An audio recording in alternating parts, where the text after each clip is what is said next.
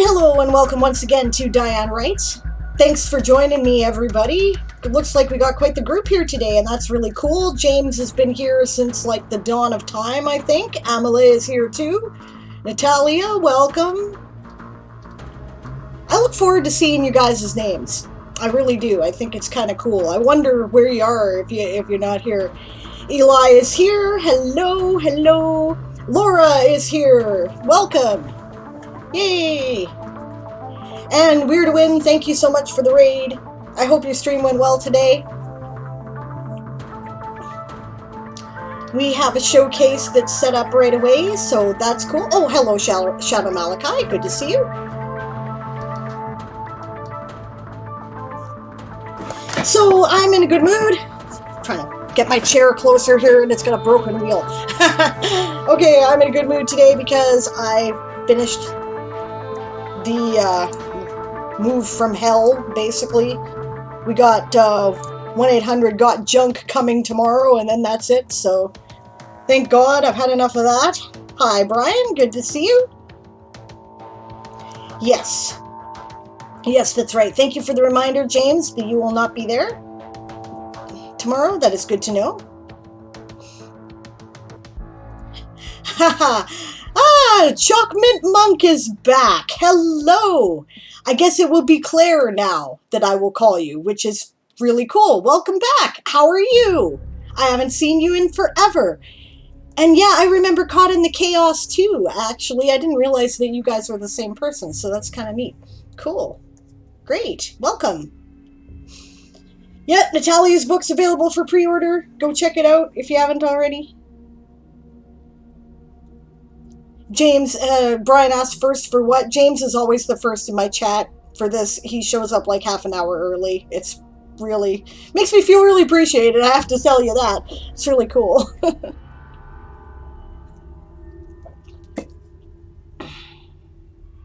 Yeah, welcome. How are you? I hope you're doing well, Claire. Yeah. I missed you from Nano.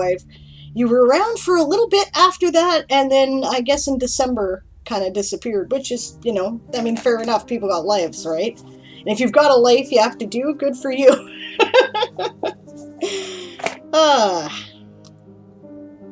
We're several hours early. Sometimes he lurks for, it's true.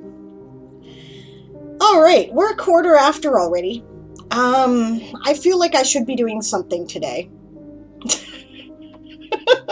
But I have no idea what I want to do because I woke up from a nap right before I started again because I had to get up stupid early this morning to carry on with the move from hell. So Kayatan says, I have no inspiration and can't write anything since I finished my challenge article. That is yeah, you know what? I'm in kind of that mood today too, but I got stuff that I haven't finished, so I'm going to work on it. Eli says, I almost popped in before you went live, but I was working on the spell in the showcase right up until you went live. Fair enough. Claire says, Caught in the Chaos was complicated. Basically, it was an accident. Then Madame Claire sentient because I'm a drag queen. Awesome. That is awesome. That is really cool. We need more drag queens in the world. That's great. Nobody knows how to throw a better party than a drag queen. I spent some time when I was first coming out hanging out with the community in Vancouver, and yeah. That's great. James says, question, where do I put an article link to the article I was asking about? I don't know what you're talking about. Are you talking about doing a showcase, or are you talking about just something for me to see? If it's just something for me to see and you don't want to showcase it, then the Discord works, right? But if it's something that you want me to showcase, then, yeah, I mean, you've done that. You know how that works. But now hell froze over, says Brian, so you're all good, yes. Well, hell is melting now, actually. It's spring. I went outside like 5 days ago, and it was spring all of a sudden. It smelled like spring. The spring birds are all back. It's spring. Yeah. Emily says, I have a list of new articles I need to do to link to my plant article. That's a good idea. Eli says, how about drag kings? I know some great drag kings. I don't know any drag kings. It's surprising, isn't it, considering that I'm bisexual and female, right? But I don't. It's depressing. I'd like to know more. Yeah. It was ages ago for you to see which room in Discord. You could put it in a room or you could direct message. Either one works fine. I don't know, whichever feels more appropriate. World building, collaboration, nano and writing, whatever feels best. There, James, is cool. Tag me, make sure I see it, and I'll definitely look at it. Yeah, or probably World Anvil Smelter. That's another one. World Anvil Smelter is specifically intended for World Anvil content. Yeah. Brian says, yeah, I took over ownership of my new house on December 15th. Sent in cleaners. Plan on moving in on the 17th. A snow apocalypse happened on the 16th. So our lawn was finally revealed yesterday, and dear God, a lot of junk got left in the yard that was excavated when the snow melted. I hear you. My yard is a disaster right now. I don't even care. I'm like, I had enough problems moving my mother. That's what I was doing. So, yeah, so I'm going to get something started. Let's see, what am I working on today? I probably should finish working on my Flash Challenge article and actually get the goddamn thing done, shouldn't I? I mean, that would be like the intelligent thing to do, wouldn't it? Especially because I've got, what, 4 days left before that has to be finished? You know, my problem is I'm just kind of world built out at the moment. I've been doing constant world building since Nano, and I'm like, I really want to get back to writing. So I'm dragging my heels, but I mean, that's the thing about writing, right? Some days you don't feel like writing, and you just sit down and you fucking write anyway, because, you know, if you're going to treat it like a job, then it's a job, and you do it. And even if you get like a paragraph, that's a paragraph you didn't have before. It's the advice I give everybody else. So I should totally do it myself, shouldn't I? Okay, what am I looking for? I don't even know what I'm looking for. Crown of the Earth, that's what I'm looking for. Yeah, I know my other screen's still up here. Let's hope I can finish this quickly. I'm pretty close to being done.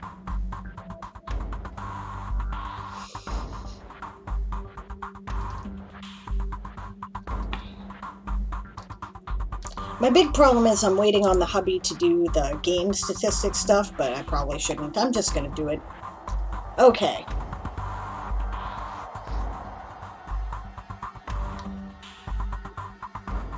Eli says, oh, no, note for showcase. If you have any ideas for the next story in this sequence, I'm open to suggestions. Okay, I'll keep that in mind. Stretch says, hey guys, have to lurk on mute for a while. Actually, he says, hey guys, have to lurk on mute for a while. But I can keep an eye on chat, which is cool. Hi, Stretch. Brian says, gonna be weird mowing my own lawn, 10 years of renting. I hear ya. Yeah, Claire says, saving up for a critique showcase. Question, when I do, would you like to read Greasy Love at the Neon Shaman or The Thief of Mulberry Creek? Whichever one you want me to read would be awesome. I'm rather intrigued by the first title. That sounds very interesting, but, you know, I'm happy to look at either story. It's cool. You know, which one do you love the most? Let's do that one. Yeah. Eli's like, hi, damn Stretch, I will yell with you. Okay, James is skipping the sprint because his bath is soon. That's cool. Writing is fun, agrees Eli. Yes, writing, says Emily. It's Camp Nano next month. Is anyone going to participate? Yes, I will be participating. I will be using it for revision, is what I will be doing. And maybe finishing the draft of the third book in the series. But it needs some major revision before I can do that. It's a fucking mess. It needs some real work. Eli says, I am, but not sure with what yet. Brian says, well, I finished the editing of the story I was doing for the magazine I've been working on for about a month, so I did what people on jobs do, which is take a week off. There you go. Good for you. And yes, there are 2 Camp Nanos. One is in April and one is in July. Adventure April next month too. Yes. Yes, it is. And that is important too. We will also be working on that here. Right? It's, if that's still happening. I don't know what's going on with Adventure April. I made the intimations that, you know, people had been talking, and this was the suggestion as to what should be done, which is to create a one-shot adventure over the course of the month and then play it on each other's streams, right? And, you know, if we wanted, have the audience vote on which they thought was the best adventure. And I thought that would be really cool, and I put forth the idea, and I was told that Janet and Dimitri are up to something, and I asked, okay, what? Because then I can coordinate with the ASC, and I've gotten crickets. So I have no idea what they're doing. I have no idea. Apparently, Davina already approached them about something, which is fine. It was Davina's idea to do Adventure April in the first place, and if she wants to do it through World Anvil as an official event, that's absolutely cool by me, right? I just kind of want to know what's going on, and nobody's telling me. I'm a mushroom and I'm in the dark. So I'm afraid I have no information for you and therefore cannot promote whatever it is we're doing.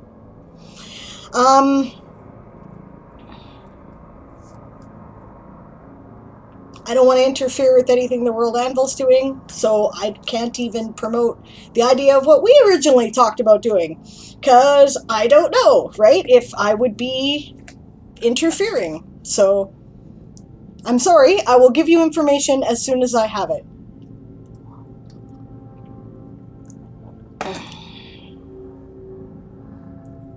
Yeah, I should go back to planning for Camp Nano very soon, but World Anvil feels still new and fun for now, and I don't want to stop, says Amelie. Well, it's a lot of fun. Adventure April, yeah, the idea is, okay, I don't know what World Anvil is doing for Adventure April, and the idea was originally Davina's idea, and she approached World Anvil, so I don't know what they're doing.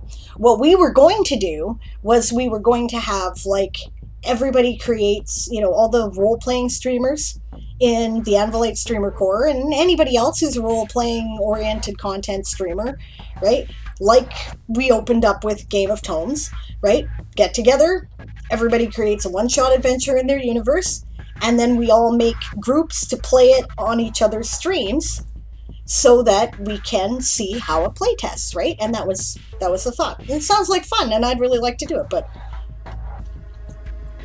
I don't know what I'm doing. I'm waiting for my marching orders.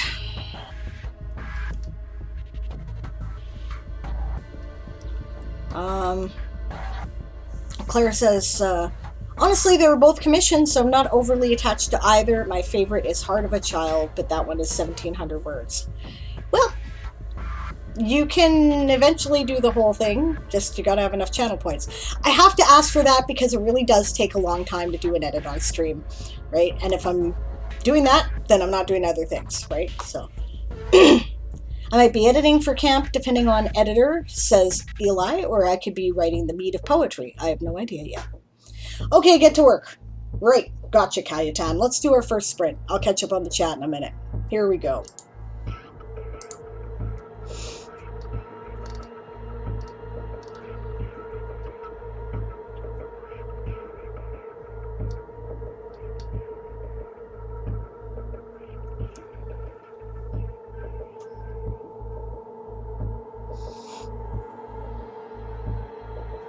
Oh, I already had that open. Good for me.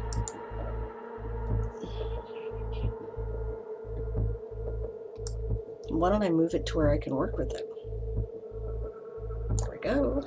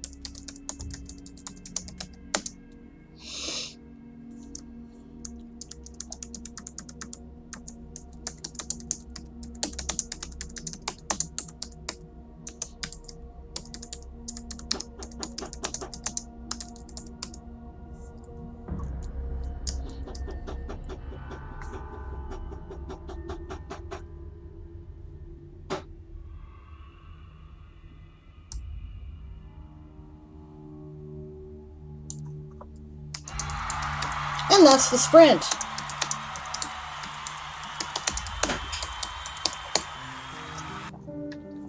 Well, I got quite a lot done, actually, on that. I feel pretty good about that. How do the rest of you do? Ding! Thank you for the raid, Ongstaze. How was your stream? I hope it went well.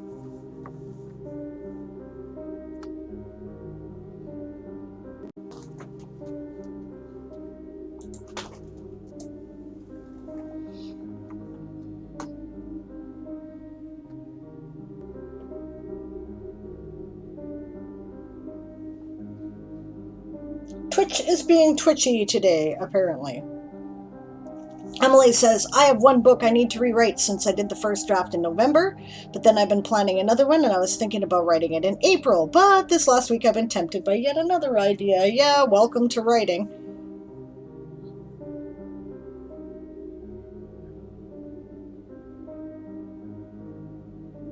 Weird, I had a weird mic signal there. I hope I was audible. DM Stretch says Secondhand was on about some sort of announcement release in the first week of March, but I've not heard anything. Yeah. Hello, Daz. Good to see you. Shaky cam is shaky today. Was my cam shaky? Eli says, I want to write a one-shot adventure in Bardford Tales or Bale. Yeah, it sounds like fun. Hello, Lauria. Good to see you. Clara says, oh, I just kind of want to show off. You don't have to critique it. Honestly, I have fragile feelings. I'm not harsh. I'm really not. They'll tell you. I sometimes edit as I go. You can watch, right? I'm about to do this for Eli, and you'll get to see how I do, right? And see whether or not that is something that you want. If you don't want that, that's fine. Just tell me that you don't want that, and that's totally cool. Is today a work day or a showcase day? I get confused. It is a showcase day, Daz. Tomorrow is the work day. And, but do be aware that I have an hour edit that I have been called upon to do. So, sorry, the stream stopped. That's annoying. Oh, okay. We've got Moon wanting critique. Showcase or critique. So we'll put that up. And I think Daz had something that she was showing too. I thought I saw it. And at that point, I might have to say, okay, that's it, because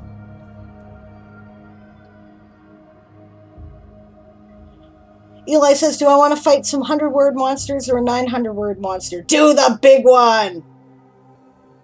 Always do the big one.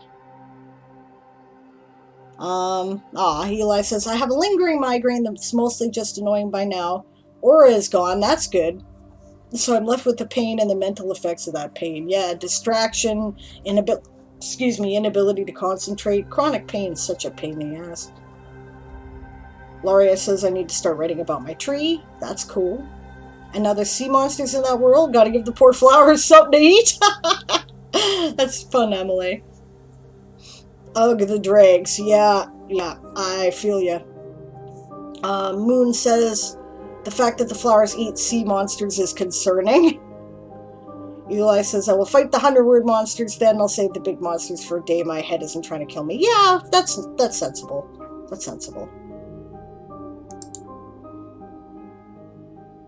Lauria says that she thought organizing her fabric samples was going to take way shorter. Nothing, yeah.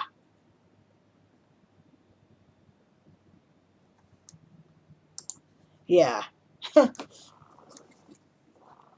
I got distracted because I was looking at something else and I forgot what I was saying.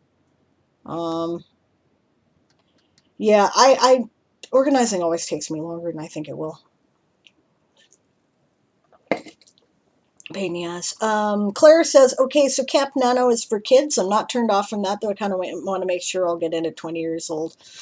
No, it's not for kids. It's just that you set whatever goal you want to set, right? It doesn't have to be 50,000 words, and you don't have to write a draft. You could be doing editing. You could be, writing any kind of thing you want. It doesn't have to be a novel. You could be doing revision. Yeah, they also let kids in. That's right. I am 32 and I do camp, says Eli. Yeah, that's right. Yeah, I've got a cabin, if anybody wants to join. Right, a cabin is basically like a little, you know, almost like a mini Discord server, only it, you know, looks kind of like an extended Facebook Messenger conversation between a bunch of people. Huh. Yeah, Eli says I would have laughed very hard and out loud. It can't be just for kids, but Mr. Twinkle is on the phone. Laura says, I've never in years heard the Camp Nano is for kids, and then I've seen that in several places the last week or so. So I don't know who started saying confusing things, but it's spreading and it's misleading. Nano for all. That's right. Nano for all, indeed. We should have a Twitch community group on NaNoWriMo. Yeah, we totally should. Yeah, you can do the challenge without signing up, but you can sign up if you want to on the site. I have an account at Nano. I have forever. Oh, I missed what Moonflower said about feeling like crap. I'm sorry. What did I miss? Where is it? Oh, I'm sorry you're not feeling well. I totally missed the thing in the chat where you said what was wrong. I hope you're okay. Feeling icky. Okay. I've never been to Camp Nano, says Daz. Well, we'll do it. By the way, we're into the sprint if you're sprinting. It's totally not just for kids. I love critique and I embrace the harsh. It's how I went from me thinking my writing was good to other people now thinking my writing is good. That's a huge thing, says Daz. That's awesome. Oh, hey, Time Pool, welcome. How was your stream today? I'm sorry I did not get to catch it. Oh, and thanks for the posture check and the hail hydrate there, Lord Galacron. Good to see you. How's that chapter coming? We almost done? Unless they fixed the UI for editing, since last year I'm only going to be doing it unofficially. What? Well, to officially sign up, I either need to be 17 or under, or to list myself as an Okay. Okay, I'm sorry. Hold the phone. Hold the phone. We're going to...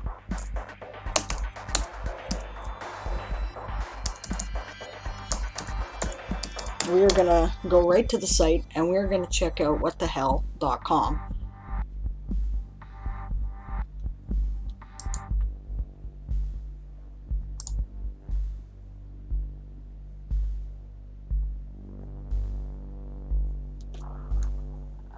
Create a camp project. They know I'm 46. Maybe you're at the Camp Nano site instead of the main NaNoWriMo website? That could be the problem. Go to this site if you want to sign up. That is the site. Because they kind of combined everything, like when they did their major website reorganization, which I'm still not impressed about. Oh, my sister is getting tested as we speak, says Moon, which means COVID test? I'm asking. There's a separate version of Nano for kids. There might be a mix-up with that. Eli says goes to website and checks notifications. Oh my gods, one of my old problem children wants to be buddies. Nope, nope, nope.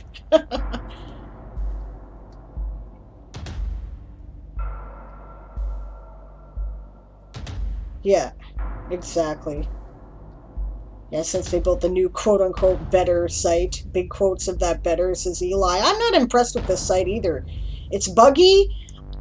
I was fine with it being buggy the first year. Now it's, you know, still fucking buggy, and it's annoying.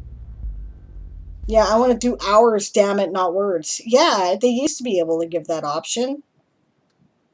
Twinkle Toes a Berserker, predictably enough. I'm Sable Aradia, predictably enough. So feel free to send me friends requests, gang.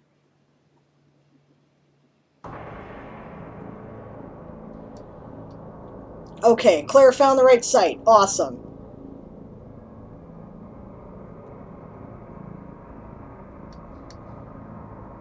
You know, they make...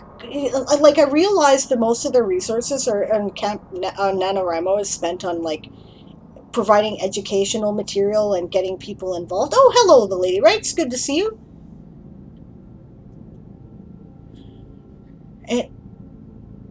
Sorry, you're buffering. That could have been me, because for some reason when people raid, it does weird things now.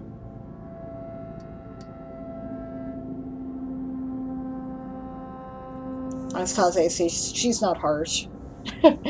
Eli says it's true. Sable is super nice. Sable tries to be nice and encouraging, but Sable also is not going to allow you to embarrass yourself in front of a professional market and tell you that something is perfect when it isn't.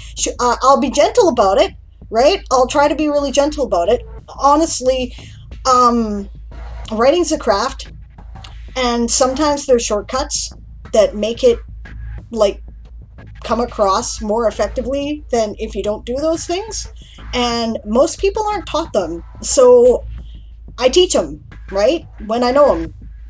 Is there a general limit on words in the showcase?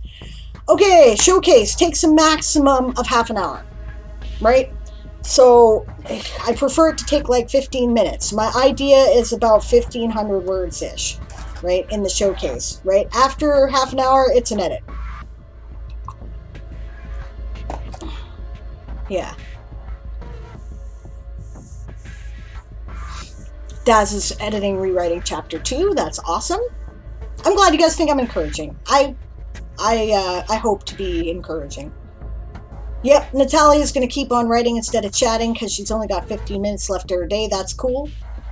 Malachi says I would do a spotlight, but I know my grammar is horrible most of the time in my articles. Well, I don't have to correct it if you don't want me to. I will have to bite my tongue, though, because I want to help you. So I will correct it unless you tell me not to. So, because I want to help. Right? Emily says, it's nice to get people interested in your world and be able to share it. Yeah, I agree. And that's fun.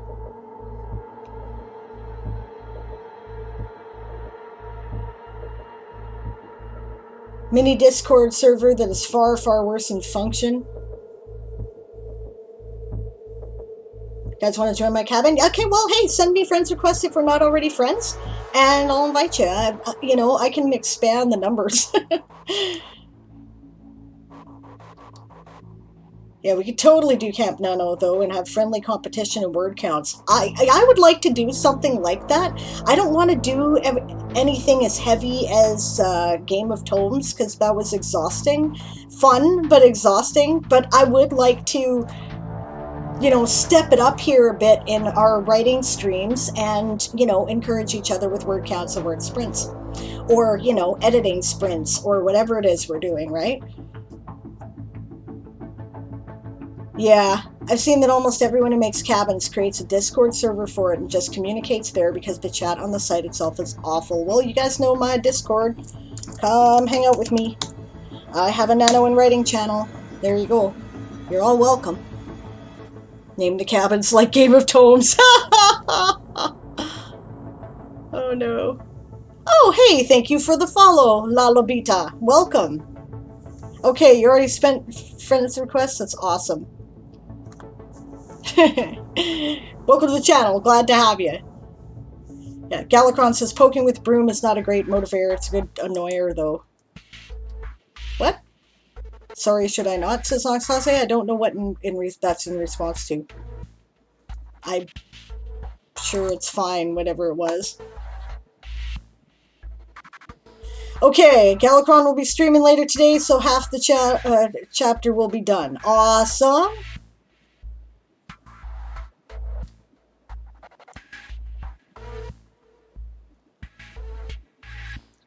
Okay, plant article is super long. Yeah, but if your plant article is more like the 2,500 word limit, then probably. Yeah, okay. All right. All right, we're going to get to work. Okay, I see my notifications there. We're going to start doing Eli's story. Here is, actually, I'll let you share the link there, Eli, if you want people to look at it, because you sent me an edit link. So I don't want to make that publicly available. All right. Confession and Consequence. Downtown Hempstead was not a large place. There was the grocery store and, in the same shopping center, several small shops and an Arby's. Across the street was another shopping center with a Target, a gas station, and the small town hall. All the rest of Hempstead, with the exception of the schools and a few small businesses scattered throughout the town, were houses, farms, and apartments. Hempstead was also where Sammy went to school. He wasn't looking forward to school on Monday, not after his mother, Eucalyptus, had warned him there would be teasing. He also didn't want to hide anymore. At least school wasn't going to be a problem until Monday anyway.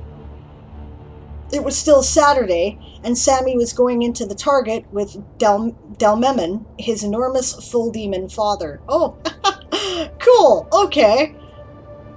That's great, I like this start. They always say put the hook in the first paragraph, but you can't. Because if you put the hook in the first paragraph, you would not effectively establish this is a very normal place, and then hit us with half demons. That's awesome. Okay.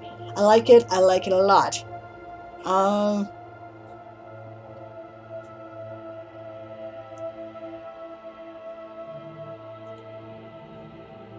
Here, I'd say maybe break the paragraph here, right, at least school. And then I would say something like, I don't know, just the sentence could be made a bit more concise, maybe, right? But that was a problem for Monday. It was still Saturday, right? Because we know school's the problem because we just talked about school, right? So it's just a little bit more concise. It's a suggestion, I'm not married to it. I'm just throwing it out there. Are you sure? Sammy asked nervously. It's expensive, isn't it? We could wait and buy things over time instead. Delmemon shook his large hairy head. Nonsense. You just donated all your old dresses and skirts to the thrift store. You need new clothes. And you barely fit into what you're wearing right now. You've been growing like a weed. This shopping trip was going to have to happen anyway. But Dad... Hush, son. Nice. Okay. I like that too. Oh, okay. Aha. Sammy is trans. Okay, cool. Sammy wanted to object, but he still felt himself swell a little with pride at Delmemon calling him son. It felt good. It felt right. Maybe his father was right. Maybe Sammy did need new clothes. It was more than just outgrowing his clothes physically. He had outgrown them emotionally as well. That's great. That's cool. Break the paragraph at maybe. Maybe his father was right. You've got two separate ideas in this paragraph. One is talking about Sammy being proud that his dad has recognized him as a son. And then the other is he's talking about, outgrowing the clothes and having changed emotionally, which is a slightly different idea, right? So he stopped objecting and walked hand in hand with his father to the boys' clothes section. He wanted to skip almost when they got there, and the first thing he saw was a shirt with a pygmy dragon on it. He loved pygmy dragons. A few people in Fort Bardford had them as companions or familiars, and sometimes the small cat-like dragons would talk to him if he used the right spell. Dad, can I get that? He asked, pointing. Delmemon nodded. Let's find one in your size, and you'll need at least 7 pairs of pants. What's the dress code at your school again? Can you wear jeans? Pants have to be dark blue, white, or khaki, but we can wear jeans on Fridays, Sammy recited dutifully. Shirts with no print on them, but any color is fine. He spotted a pair of corduroy khakis and pointed. Can I get those? His father laughed hugely. I wonder if there's a better way to say that.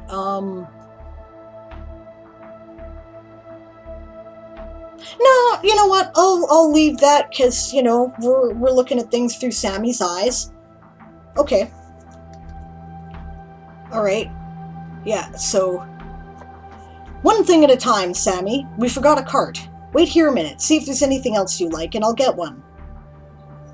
Delmemon turned back towards the entrance, and Sammy watched after him for a minute before diving back into the racks of clothing. What was his size now? His father was right, he had grown. What had his size been before, even? But he really wanted the pygmy dragon shirt. "Hey, half-breed!" someone called behind him. He froze with his hand on the rack of shirts. "That's the sprint, for those of you sprinting?" Oh no. He swallowed hard, but turned. Okay, I'm going to take a break here to go to the chat for the break, and I like how this has started, Eli. I'm into it. Yeah, boomed out a laugh, guffawed. His father's laugh filled the department. Those are all good suggestions. No, I'm going to call it the way you wrote it there, Eli. That's part of the way in which I can help you is by reading it out. So, and I got it now. Invite sent us, Chalkmint Monk. Okay, gotcha, Claire. That works. Eli says I did an edit because it's about 2,200 words and I wanted her to get to the end. Poor Kayetan. He thinks he's burnt out. Yeah. Take a break, dude. It's true. You're entitled to a break, you know. Uh-oh. I see something is happening on Discord here. Just a second. It sounds like a crisis. And I'm going to check it out. Because my Discord is for support and help, and this is the support channel. Uh-oh.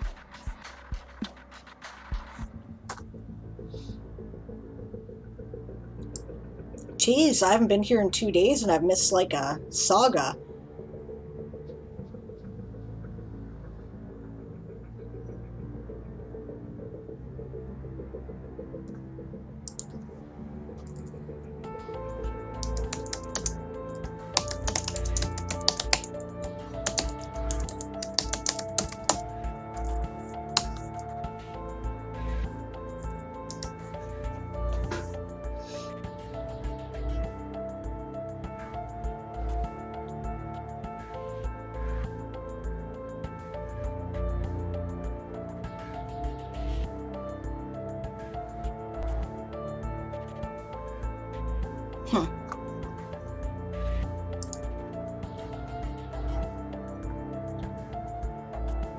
Moon has a very short article. That's cool. More coffee or water or both? Yes. Caffeine can help relieve a headache sometimes.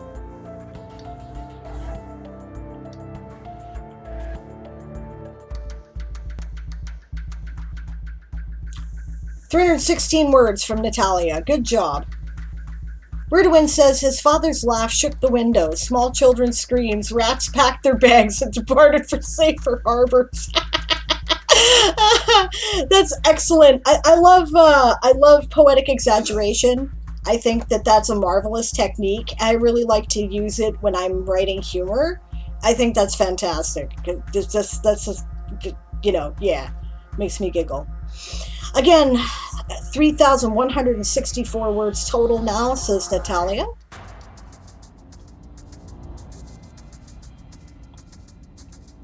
That's marvelous. His father's laugh shook the windows. Small children's screams. Rats packed their bags and departed for safer harbors.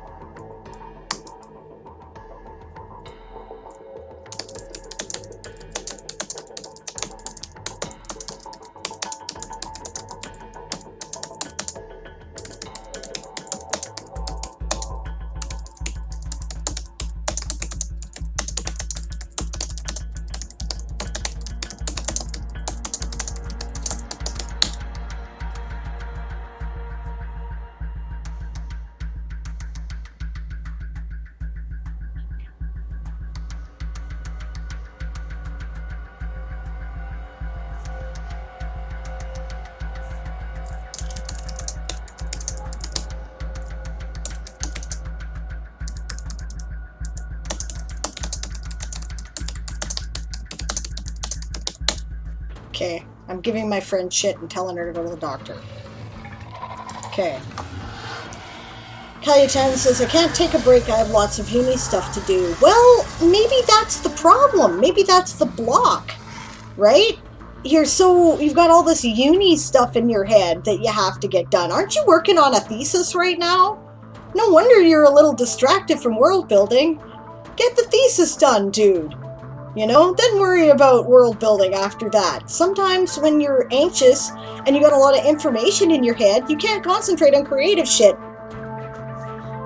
Yeah, master's thesis. I thought so. That's right. I remember that. So that's the problem, right? You're worried and you're distracted and you've got all this information in your head from the thesis. And these are two different kinds of thinking, right? Like when you're doing a thesis or an essay in nonfiction writing, there's just very much a sort of logical progression. You got to keep facts straight. You know, it's all very left brain shit, right? When you're working on creativity and you're doing drafting and world building, it's very right brain shit. It's imagination and creativity, and sometimes you can't do them both at the same time, you know, especially if it's about different projects. It's really okay. Like, it should have occurred to me before that that's probably what the problem is. Dude, get your thesis done, you know, right? That's going to affect the rest of your life. The writing and the world building will be here when you're done. We'll still be here. Come hang out with us while you're working on your thesis if you want. You know, we're happy to keep you company with that too. It's important. Yeah, exactly. See, Amelie knows all about it, right? I couldn't write while I was studying. Looking back, I only did nano during my gap year in industry and then during my PhD, which didn't have studying homework. Yeah, exactly. It's two different ways of thinking, you know? Yep, Moon was right on that too, telling my friend to go to the doctor, our friend to go to the damn doctor. Fool.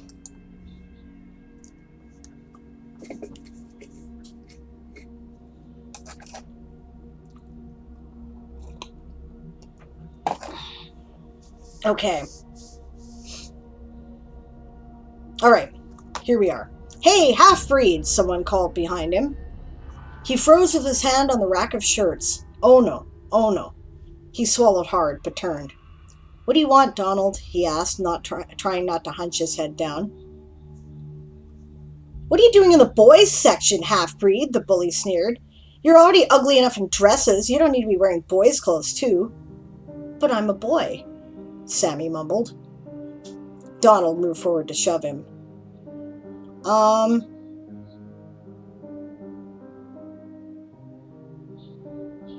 You don't need move forward.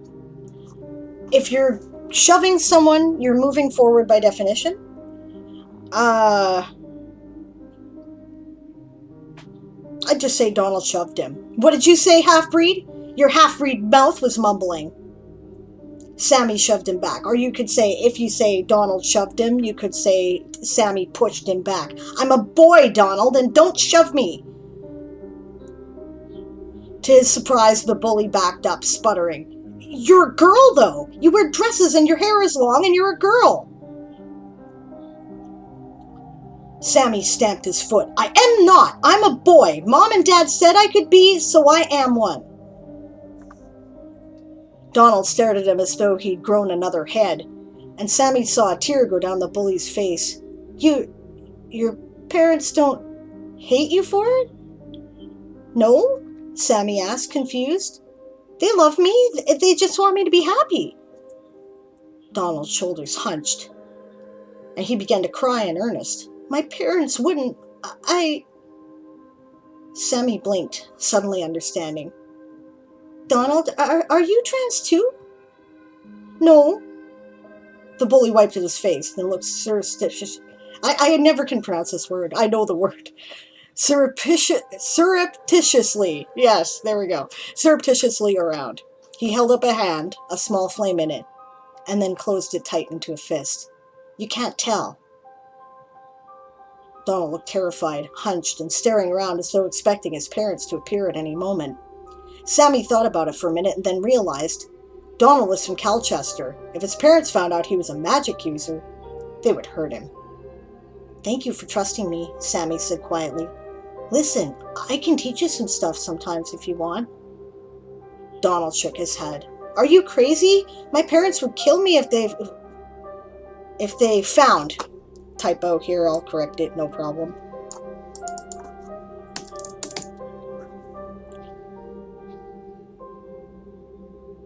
If they found out I was friends with a non-human.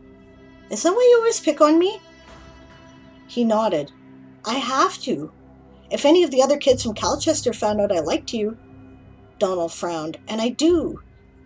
You're always nice, Sammy, even when I'm horrible. Donald Michael Smith! A woman's voice shrieked. What are you doing talking to that thing? Donald hunched. Aw, Mom, I was just teasing her, he whined.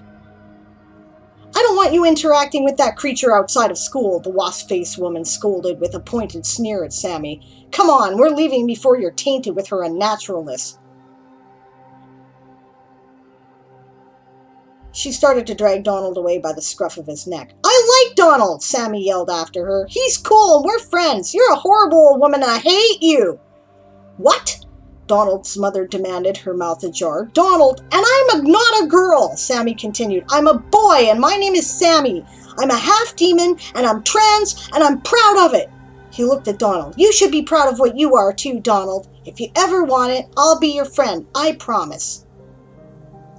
Donald shook his head. Thanks, Sammy, but... He turned away. I'm in enough trouble. You're damn right you are. The woman abandoned her cart and hauled Donald out of the store, stopping only to shrill something at Delmemon as she passed him. Delmemon responded coolly and made his way back to Sammy. Doesn't this word have 2 L's? I don't know. What did you do? What did you do? His father asked, his voice low. Sammy felt his eyes fill with tears. Donald was bullying me, and I said I was trans, and he's a magic user, and I told his mom we were friends, and... Delmemon held up a hand. Okay, slow down. The large demon sighed. That's okay. That's a bit complicated. Why don't we look for some shirts for you, and you can explain slowly from the beginning. Sammy nodded and wiped at his eyes. Am I in trouble? He asked quietly. No, son, but I think Donald is, Delmemon said sadly. The more you can tell me, the better. Okay, here. I think we're getting into the realm of lots of adverbs. I have a problem with lots of adverbs, and this is not considered to be something that is in vogue right now with writing. I won't say it's bad writing, because it was just fine 10 years ago, but right now, apparently, it's not good, right? So, you may want to find out different ways to say some of these things.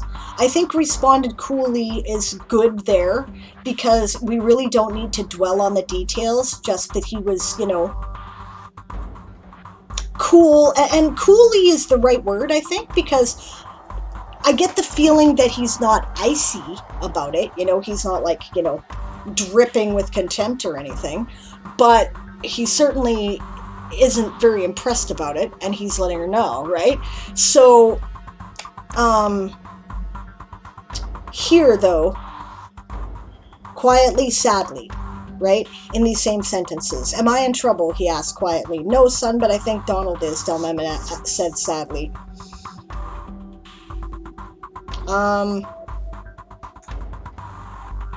And then, can you explain slowly from the beginning, right? I mean, that's, I say keep the slowly because that's in quotations and that's how people talk. Should always, within reason, talk how people talk in dialogue. I think it gives your dialogue a bit more immediacy if you do that. It's my opinion anyway. Other people may not agree, but that's my opinion. And I think he asked quietly is probably good because he's like, because that word communicates a complexity of emotions there, right? I get the feeling like he's, he's trying to keep his voice down because he doesn't want to embarrass his dad, right? And he's, subdued, and maybe he's feeling a little guilty, and, yeah, so quietly is the right word. I think sadly we can change, though, right? No son, but I think Donald is. Delmemon said with a sigh. Delmemon said, his shoulders slumped. The more you can tell me, the better, right? Stuff where you can communicate stuff with body language may be better there.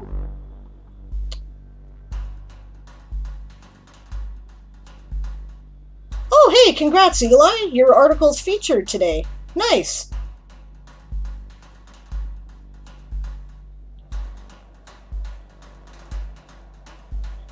It's Americans who don't like any extra words. That makes a lot of American writing very bland. It's a good point, Amelie. Unfortunately, they dominate the English writing market. So...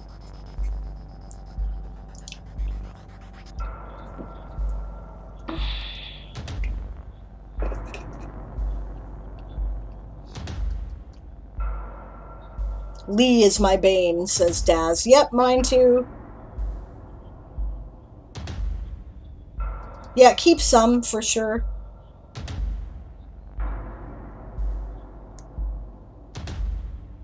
I'm just catching up a bit on the chat here, making sure I haven't missed any comments from Eli, mostly.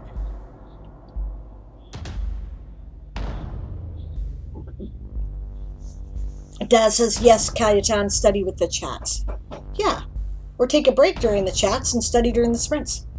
Emily says, in Nano, there's a sub-forum for Nano Rebels who are writing their thesis for Nano. Yep, absolutely. Stubbornness, says Daz. Yeah, Emily says, in 2019, I planned to do Nano again, but I was just too exhausted with writing my PhD thesis, and I did 0 writing. And then afterwards, I had to recover for a few months. Yep, that's how it works. So it's really okay if you just don't have the energy to do them both at the same time, Cayetane. The problem is they have an overlap, right? There's a Venn diagram, and that is the skill of writing, right? So you got your thesis over here, which involves, like, intellectual, left brain, memory-focused, and factual thinking. And then on the right over here, you have creative writing, world building, and imagination. And the writing skill is where they overlap, which makes it difficult to switch back and forth between the two, especially if you're really involved in one project. I had to quit working at the taxi office, and I'm glad I did, but I didn't quit for this reason, but I should have quit for this reason. I was losing the ability to think about things creatively, because that's not the way your brain has to work there. It's memorizing facts for short periods of time. I've also found I was flushing information out of my memory. My memory hasn't recovered since. I need to retrain it. Yeah.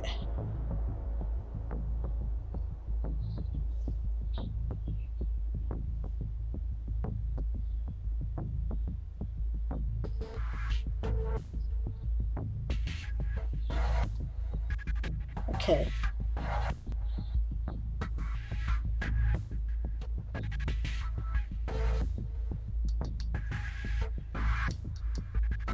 Yeah, okay, cool, you guys worked out the thing about Nano there. Alright, back to work. Yeah, so yeah, just maybe some body language in that one. Okay, Sammy explains, starting from the beginning, as they picked through shirts, trying to find the right size. When he reached the end, Delmemon sighed and nodded. Well, son, I see why you did what you did, but you've put Donald in some trouble. The demon rubbed at his bearded chin. I'll call Callie tonight and see if she can do anything, but I'm afraid the best we might be able to do is hope the boy is unharmed on Monday. You think his mom will hit him? Sammy asked, feeling miserable. She might. Delmemon sighed. We'll hope not. He held up a shirt to Sammy's chest. There, I think that is your size. Let's see if we can find you a half a dozen other shirts in this size, and then we'll try to figure out some pants for you. But Dad, Sammy started. There's nothing we can do, Sammy, Delmemon said. You're growing into a man now and must learn that your words sometimes have consequences. Unfortunately, in this case, those consequences must be paid by another. Sammy nodded and helped his father pick out more clothing, feeling sick in the pit of his stomach. Hopefully Donald would be okay. He didn't really like the bully at school, but he didn't want him to get hurt either. After Sammy tried on his new clothes and they paid for everything, Delmemon took him out for ice cream. They spent some time talking about what had happened, and then about what Sammy wanted to do as part of his transition at school. And that's the sprint, for those of you sprinting. Sammy decided he wanted a haircut in addition to new clothes, and they went to get his haircut before going to Delmemon's house.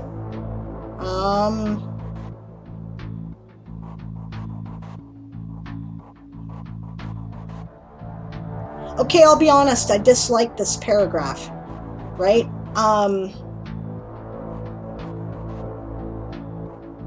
I get that this isn't very important to the plot that you're working on, right?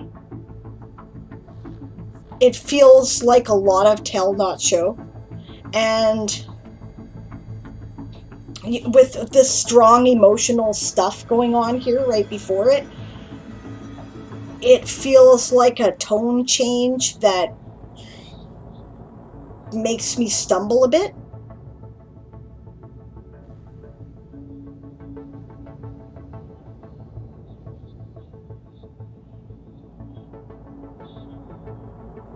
Let's see. You might consider cutting it entirely, unless it becomes important later, which I don't know. We're a little bit more than halfway through the story, so it might be. Right? Or you could try mentioning some of the important details in passing. It's not important that they talked about it if no conclusions were reached, so you don't have to mention that, right? You know, it's kind of fun that they went out for ice cream, right?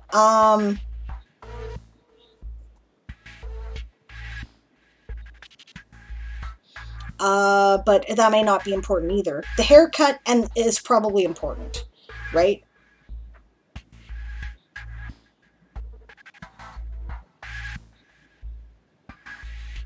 I think maybe a general point of writing advice that I might offer you is think more about body language when you're describing things, right? You do feelings well, the internal dialogue about what a person thinks and feels. Like, I'm in Sammy's head here, and that's awesome, right? But I think that with other people, it's one way to avoid adverbs, for one thing, right? And for another thing, it gives us more sensory information, which brings us into, and you do this very well in some places, like, you know, I've heard Reaper, you do this great in some places, but sometimes you're like, I get the feeling like you're not really interested in that part, so you're like, I'm gonna skip over it, which, you know, fair enough. But you can do things like, that night he lay awake for a long time, scratching at his newly short-cut hair. You know, now we know he went for a haircut. That's all it takes, right? And we've got some emotion in it too, right? So that's the kind of thing I'm getting at. Anyway, yeah, just some thoughts. That night he lay awake for a long time. He could hear Delmemon on the phone with Eucalyptus, his adopted mom, talking about Donald. He still felt horrible. He hoped Donald would be okay. He stared up at the ceiling, then remembered a charm against harm that Eucalyptus had been trying to teach him. Ah, cool. Quickly he crawled out of bed and went to his backpack and pulled out a chalk, 3 candles, and a small feather. You have to want it, his adopted mother's voice said in his mind. Emotion's important. Cool. I like your world building there. That's excellent world building, by the way. I get the whole idea of how your magic system works in 2 lines. Well done. A+. That's great. That is really cool. You know, it requires symbolism and it requires passion. Okay, I'm there. No more explanation required. Quickly he crawled out of bed. Yeah. Okay.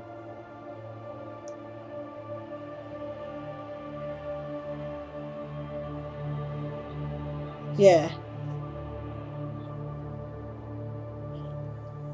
Weird has a point there too. I agree. Trust your dialogue, right?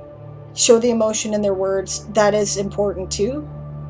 All right, 26 words from James. He's going to chill.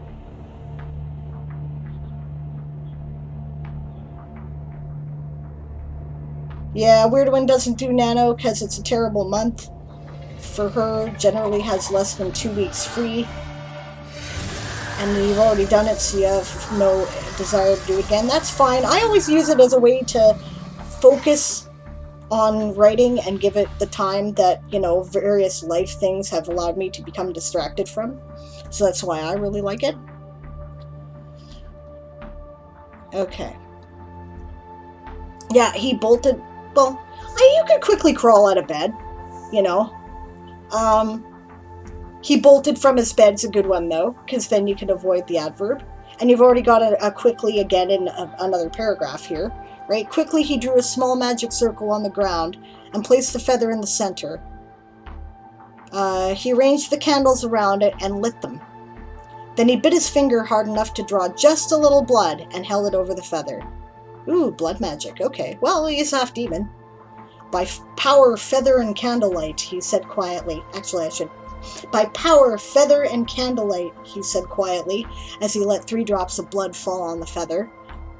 Dark protect and guide you right. By my power, I will it so. With this blood, I ask it go. Protect the one I would call friend. See him safe and have no end. So I say, and would I see. By my power, so mote it be. Very witchy. Good stuff. I suppose I don't have to tell you, being a poet, that the poem is a little limping.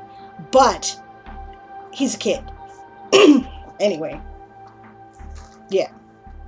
And it's certainly, traditional witchcraft. By the way, trivia, right? Why do witches do spells and rhyme? And they don't always. Some of them are like, this feels stupid, I don't want to do it.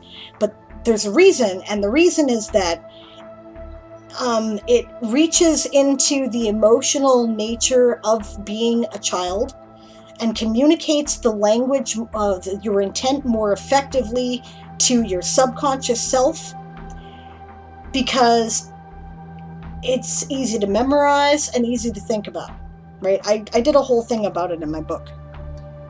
There's a good reason for it, right? It programs your subconscious better, which releases your spell more effectively into the world.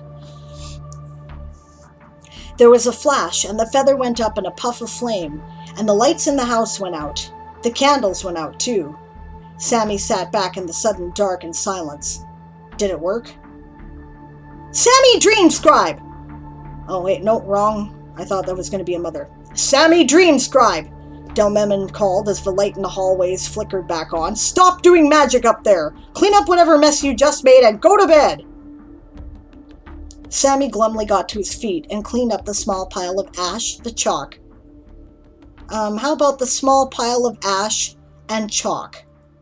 Right?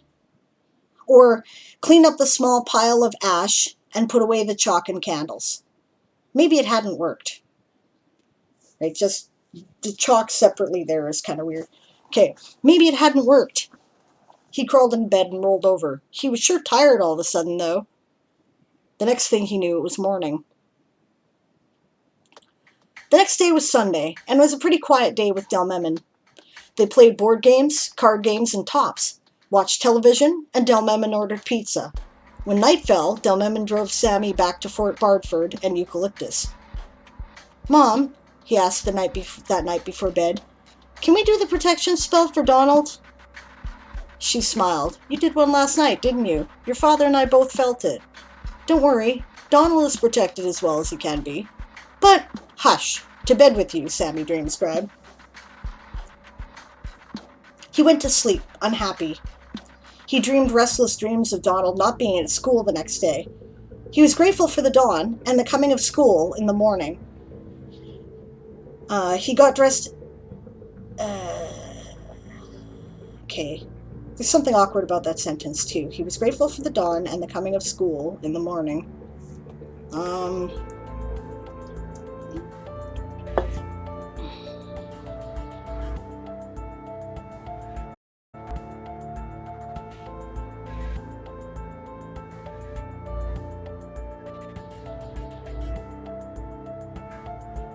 I feel there should be a little bit more emotion here.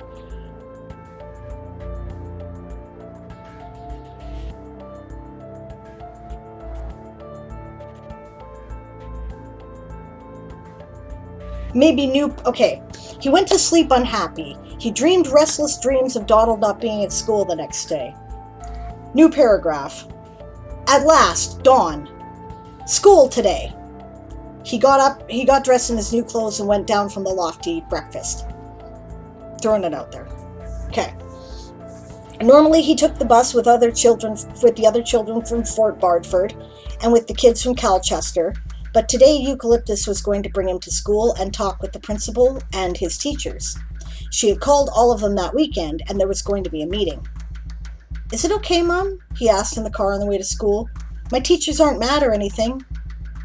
She nodded as she drove. It's okay, Sammy. Your teachers are all understanding and supportive. This meeting is mainly to discuss what can be done to support you in the classroom. It will probably be kind of boring, so if you want to leave at any point, you can. Okay. When they got to the school and were in the meeting, he found that she was right. It was a lot of boring conversation, using terms he didn't really understand. He felt like he should be listening, but it was hard. He caught her eye, and she nodded. He let himself out of the room and wandered out to find his friends. He found Donald sitting in the hall with a woman he didn't recognize. Donald had a black eye, but smiled to see Sammy. He was missing a tooth, too. Want to slap that woman, okay? The larger boy turned to the woman and whispered something, then walked over to Sammy. You saved my life, Donald said. Your mom called my aunt, but before that my dad was beating on me and the lights went out. Your mom told my aunt you did a spell. Sammy nodded. Are you okay, Donald? I'm sorry. My dad said I put you in danger and you're hurt. Okay, so I want to hit that guy. He nodded. I'm fine now, thanks to you. He looked around. Listen, I know guys don't really hug, but can I hug you? New paragraph, by the way. Sammy nodded, and Donald hugged him tightly and quickly, then pulled away. Thank you, dude. I have your back, okay? We're bros now. Sammy, Eucalyptus said, coming out of the conference room, I'm gonna head home. Try to have a good day at school, all right? Sammy watched his new friend Donald go into the room with his aunt and smiled after them before turning to his mother. I think I will, Mom. I think everything's going to be okay. Cool. I love the complexity in this little story. You're dealing with about 3 different forms of prejudice all at once. I'm in great admiration of your work there for that. That's pretty great. Claire says that just made me squee! Yeah, tightly and quickly can become gave him a quick, tight hug. Is my video lagging, by the way? I rebooted the computer before I started. Amanda Panda Sensei says, who wants to smack that poor kid's dad? Show of hands? Yeah. Yeah, it needs a bit of work, but I have some ideas of where to start now. It doesn't need much work, actually, Eli. It's synced, if that's what you mean. Well, good. I just wanted to make sure it wasn't, like, overly lagging. Daz raised his hand. Yeah, no doubt. But, I mean, that's real, right? Some kids, that's what they experience, so... Yep. Weirdwood says, let no mullet go unnoticed. In response to the haircut thing, probably. Whispered versus quietly or murmured, suggests Brian, said in a quiet voice. Yep. All good suggestions. Eli says I have PTSD associated with December, so I use Nano to distract myself from the bad thing. Legit. I get depressed in November and always have. Since I do Nano, I don't. I love it.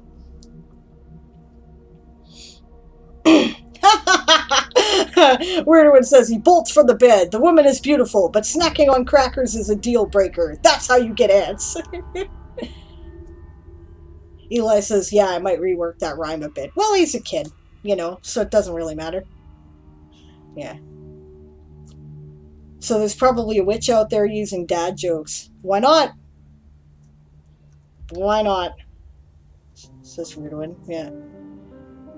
Angstaze says, hypnotists, on the other hand, count people in and out of hypnosis because Bela Lugosi did it.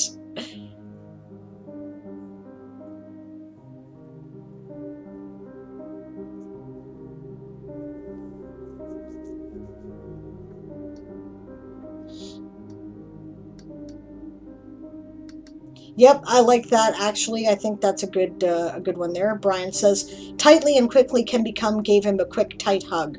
Yep, that would probably make that a little bit more smooth. Yep.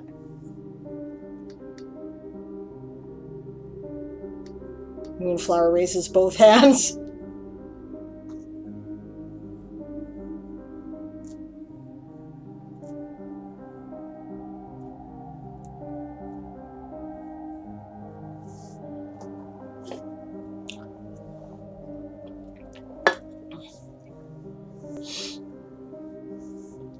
Yeah, Eli says, I wanted to touch on a common theme with bullies. They're often abused and or neglected in real life, which they externalize on others. That's legit. Ansaze says, I'd rather get the kids out than add more violence to the environments. Yeah, well, okay, I'm not saying I would slap the guy, but I want to.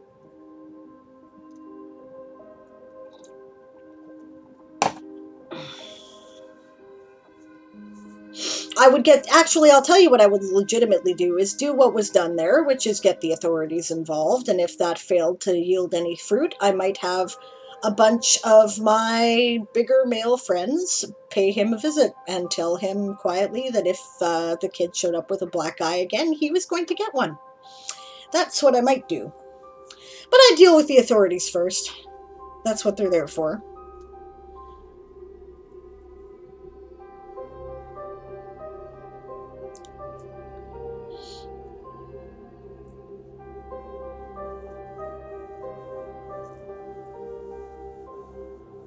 Anyway, we've got 3 minutes left on the sprint timer here.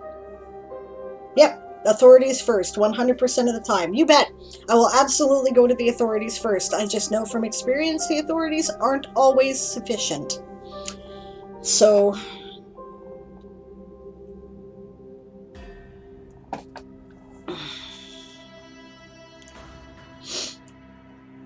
yeah, that way there's documentation. Good point.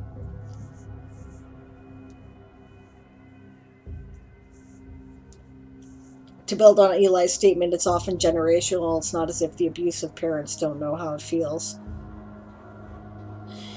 Do you know, I really think that sometimes when people have been through a rough situation, they internalize that this is what is supposed to happen. So then when other people also go through the rough situation, because they have internalized it to accept it, because otherwise they would have gone insane or had to hate the people closest to them, then they go, well, you're being a whiner for complaining about it. Like say you were always, if you were sick, your parents said buck up and go to work anyway, and then you find yourself saying buck up and go to work anyway because you view people who are being sick as whiners because you were always treated as a whiner. It happens a lot, and with a lot of things. And I think that we should really do some reckoning about that, personally and as a culture. So, okay, I like this story quite a lot. I think this is very ambitious. I think that you've taken on a lot of issues of prejudice and the themes of bullying here.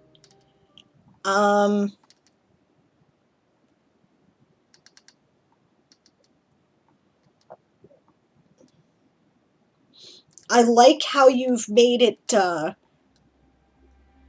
like you've combined real life issues, being trans, with, being half demon, which of course is not a thing in our world. I also like how you've firmly placed it in urban fantasy. There's an Arby's, there's a Target. You know, it's our world. Okay. It's our world, probably the United States. You know, I get it. And that's cool. Like, that's well done. I should mention that, right? With those two descriptions, the gas station, the shopping center, and the grocery store, right? You've put me there, right? I know what the town looks like. I have all the information I require. And the information that's important, especially, is that this is a small town. And in small towns, there's no secrets, right? So that's the thing. That's the sprint, by the way, those of you who are sprinting.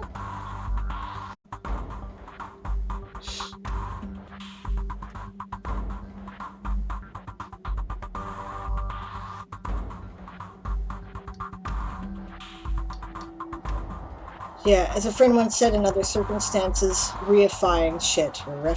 Yeah. Who's this? This is Eli's story. There's a lot to be touched on in this with parts 2 and 3. Oh yes, now you were saying that you wanted, if anyone had any ideas on where to go with the second one. Well, okay, this being a version of the real world, I imagine there's going to be a court fight about custody of Donald. And I imagine that the freedom of religion thing will be brought into it. And if you wanted to get into that issue, maybe they win. You know? And that would suck.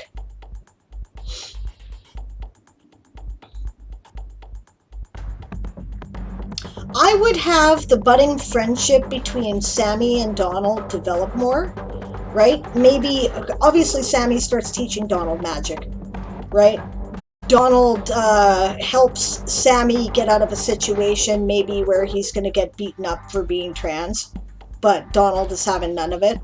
Donald's obviously bigger and stronger than Sammy, or he wouldn't have been a bully in the first place. So, because he's not doing that kind of bullying, he's doing the physical kind of bullying. So, you know, so he defends Sammy, and then, you know, at some point Sammy defends him again, right? You know, like I could see that going there. Yeah, Anastasia says also the demons as the benign characters. I like that because it makes you, you know, think about things, right?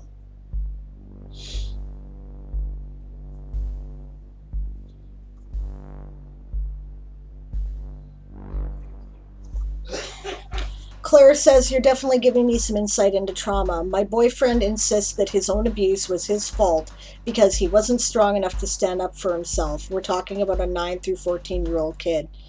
What a terrible thing to believe. That's awful. Of course it wasn't his fault. That's awful. Right? And Angstase, that's not your fault either. Right? She says, my brother's abuse is my fault because I wasn't sure enough to make a phone call.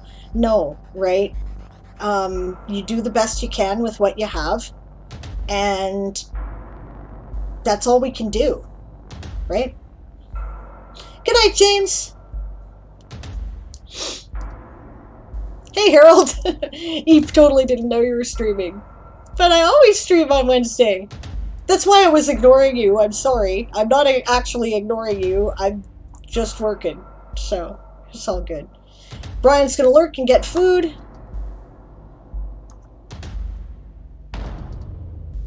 That is cool. Good night, James. Lappin for life, as always. Yep, and I agree with Claire. Angstase, by the sounds of it, you also have your own trauma and were a victim of that abuse. It's not easy to stand up like that. Nope. Yeah. Eli says, part 2 of this story is about 5 years in the future, so I'll touch on some of the things that happened between here and there while touching on new themes too. Yeah. Yeah, and that's legit there, Angstase, right? You do the best you can with what you have, and when it's not enough, then other people get hurt, which was also a point in the story. But you still only can do the best you can with what you have, right? And you're right, sometimes your best is insufficient, and that sucks. And it's terrible when that happens. But I don't think one should internalize blame over that, right? As long as you are genuinely trying your best, you know, that's your best, right? You can only do the best with what you have. It's so hard when you see abuse cases from the outside. Anyway, I'm about to take a break, just so you know. So I'm going to put the break timer on here in a minute, but to flesh out, the dragon's about to growl, right? But to flesh this out, right? Okay, abuse cases from the outside are very difficult to deal with, right? Especially because I have seen how the ministry will just come in and run ramshod, right, all over everything and destroy a family that might be perfectly fine, right? I've had ministries called on me because I'm weird, right? You know, people decided they didn't like whatever it was that I did or said, you know, and, and it was hell, right? And we were fine before that, not perfect, but fine, right? And then the ministry comes tromping in and, it was horrible, right? So you don't want to do that to a family unless you have a really good reason to think that something horrible is going on. So it's always kind of a difficult call, right?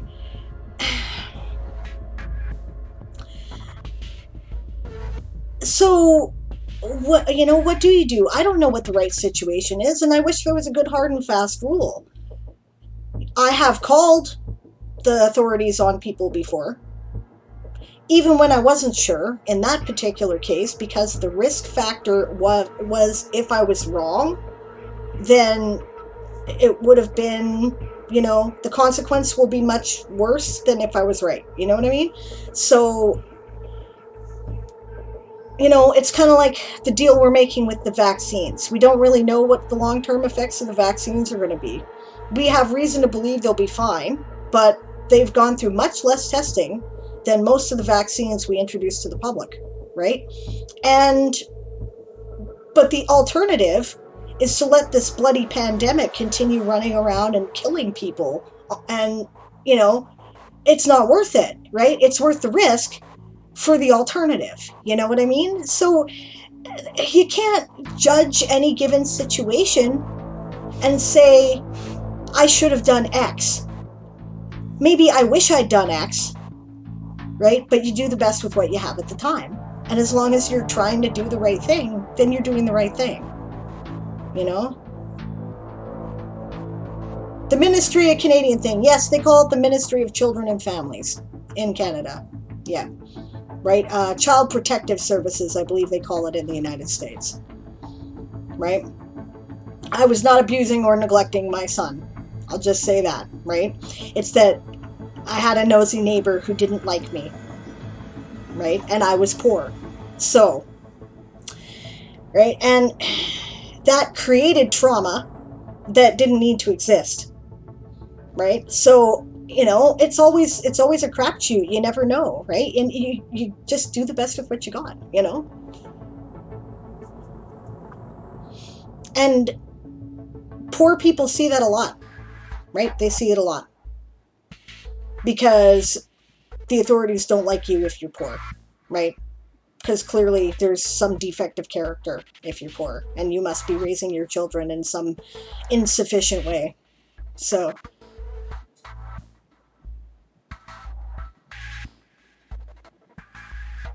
yeah.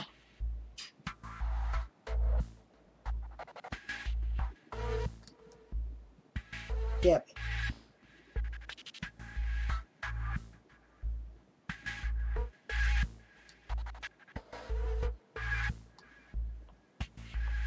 Yep.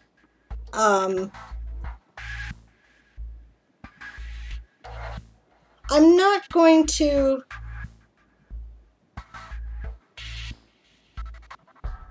Yeah. Okay. Yes, you're right. Having had harm done to you doesn't make it okay for you to do harm to others. But it does make it understandable, especially when you're a child and you don't know any better.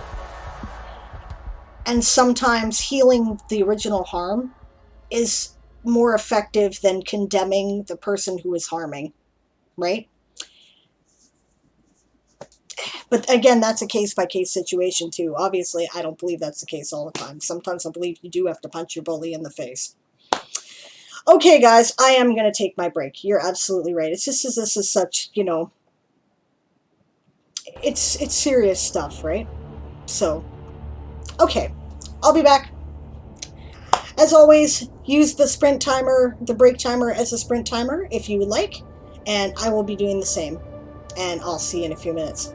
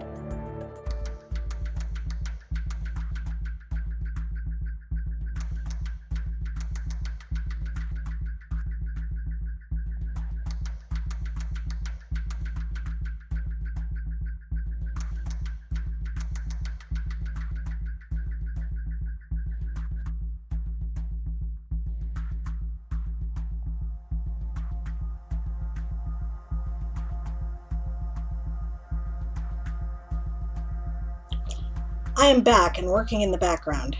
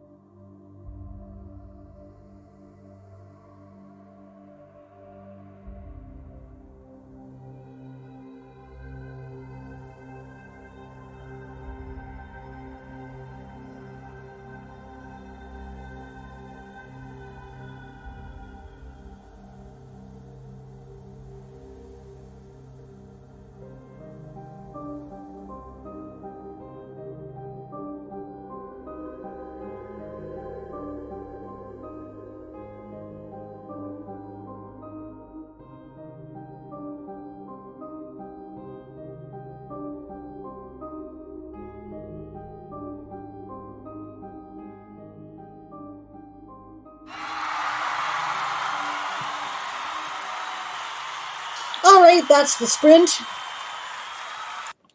Sprint napping until break. No, I was not napping. I don't know that I'm going to have time to do this one today, Claire, because there's a queue, and I've got 2 more to do, and I quit at 4. But if I can't, I will save it until, I don't know, Saturday. I sometimes stream with my hubby Aaron at 2 o'clock. That's 2 o'clock PST, which is 10 p.m. GMT. And I also regularly do Sable's World Forge on Sundays from 1 to 4 p.m. PST or 9 o'clock to midnight GMT. So if, hopefully you can make one of those other times if I can't do it today. I do stream tomorrow, but I don't do showcases on Thursdays. It's just for writing sprints. So...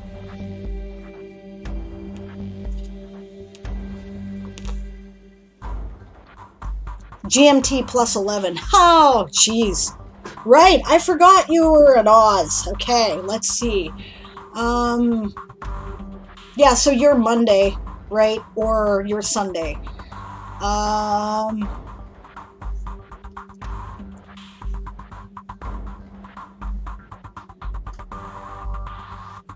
My brain hurts. I need a calculator for this one. Okay. So 8 hours ahead of midnight. On Sunday, I would start at noon your time, I think. And on Saturday, I would start at 1 p.m. your time. Sunday. Your Sunday, I would start at 1 p.m. your time. Your Monday, I would start at noon your time. I'm pretty sure. Assuming that I am correct...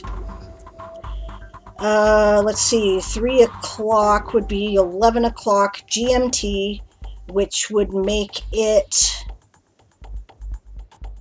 about 10 a.m. for you right now, Claire, if I'm right? Am I right about that? That could be surprisingly tricky for you to make. Okay, cool, I got it. I knew what I was doing. Ha! All right!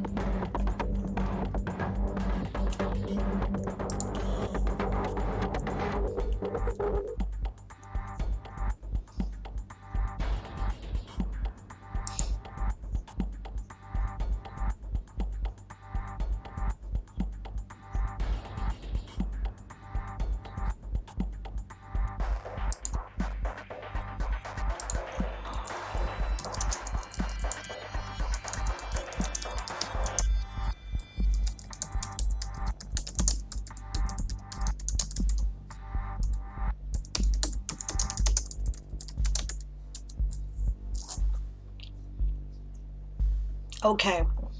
Okay, well, one of those is only like 500 words, right? Something like that. Yeah, this is the next one we're going to do. Let's see. Moon got in before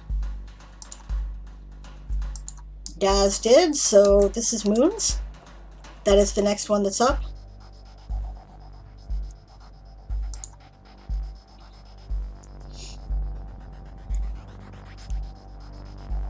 Dinner is ready. Let's go try the Beyond Burger. I saw your thing there, Harold, about, gout. That sucks.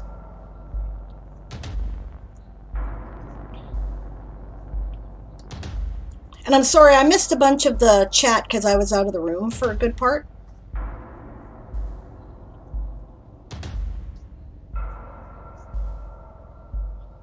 Yep, sour cherry juice, Harold. Jamie suffers from what he thought was gout, and he takes sour cherry pills in order to combat it, and it is effective. So you may want to try that. You can get that at your local health food store. Interrogate where you get your music. Is that me you're asking there, Harold? My music is done by Sirenscape. And that is the growl to get back to work, so I'm going to put up the showcase.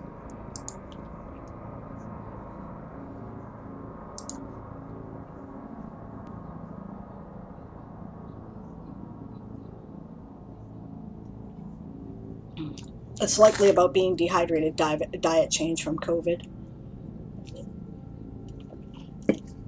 Do Daz's first? Okay, I will do Daz's first. Here's Daz's. What did it turn out to be? The not gout? We don't know. It's either arthritis or an autoimmune disease at this point. It could be connected to bowel disorder. All right. So this is Daz's article, Ramble Bark Tree. I like your picture. I never thought that I would be writing the tale of a tree. I stopped upon a hill to rest. A tree appeared upon its crest. Upon is one word, by the way. With creaking bark and twigs that sway, the tree sure had a lot to say. A lot is 2 words. It spoke of singing to the moon, with the wolf foretelling doom. It once went north in the crisp of fall, fleeing from the axe and maul. Nice. With one last sway, it said to me, it was time to enjoy the sea. Perhaps it was time that... It was time it went to enjoy the sea. I don't know, it fits the Scanson a little better. Suggestion. By Pezzi Bezeberg. Okay. The picture's cool. There are 2 in the sidebar. What is a ramblebark tree?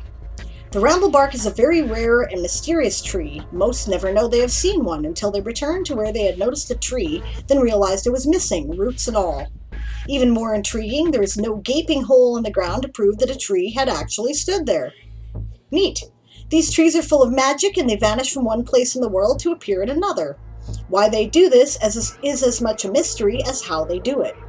Some scholars think it is, and if you're going to have it's there, then you need an apostrophe between the T and the S, due to changes in the soil or water, or maybe even the weather. No one has ever found a ramblebark seed. To this day, only one person has ever told of seeing a sapling. What more is known of the ramblebark tree is an bardic tale written by Pezzi Bezeberg, a rather rakish sort of fellow who spent most of his life running out of towns. Always being on the run from the families of young women did not make him much of a reliable source, but most scholars still consider what he wrote to hold some truths. I like that. Nice tree pictures, that's great. Pezzi's Tale of a Tree. Pezzi began his tale with him wandering the countryside and deciding to rest on top of a hill. He watched the clouds break, letting the sun shine through. There was a gentle rush of air blowing differently from the wind, and he turned to see why. There stood a magnificent tree whose leafy branches reached above him, but not so close as to block his view of the sunshine. Need a comma there. Between him and but. A strange aroma wafted from the tree, and he felt lightheaded for a moment.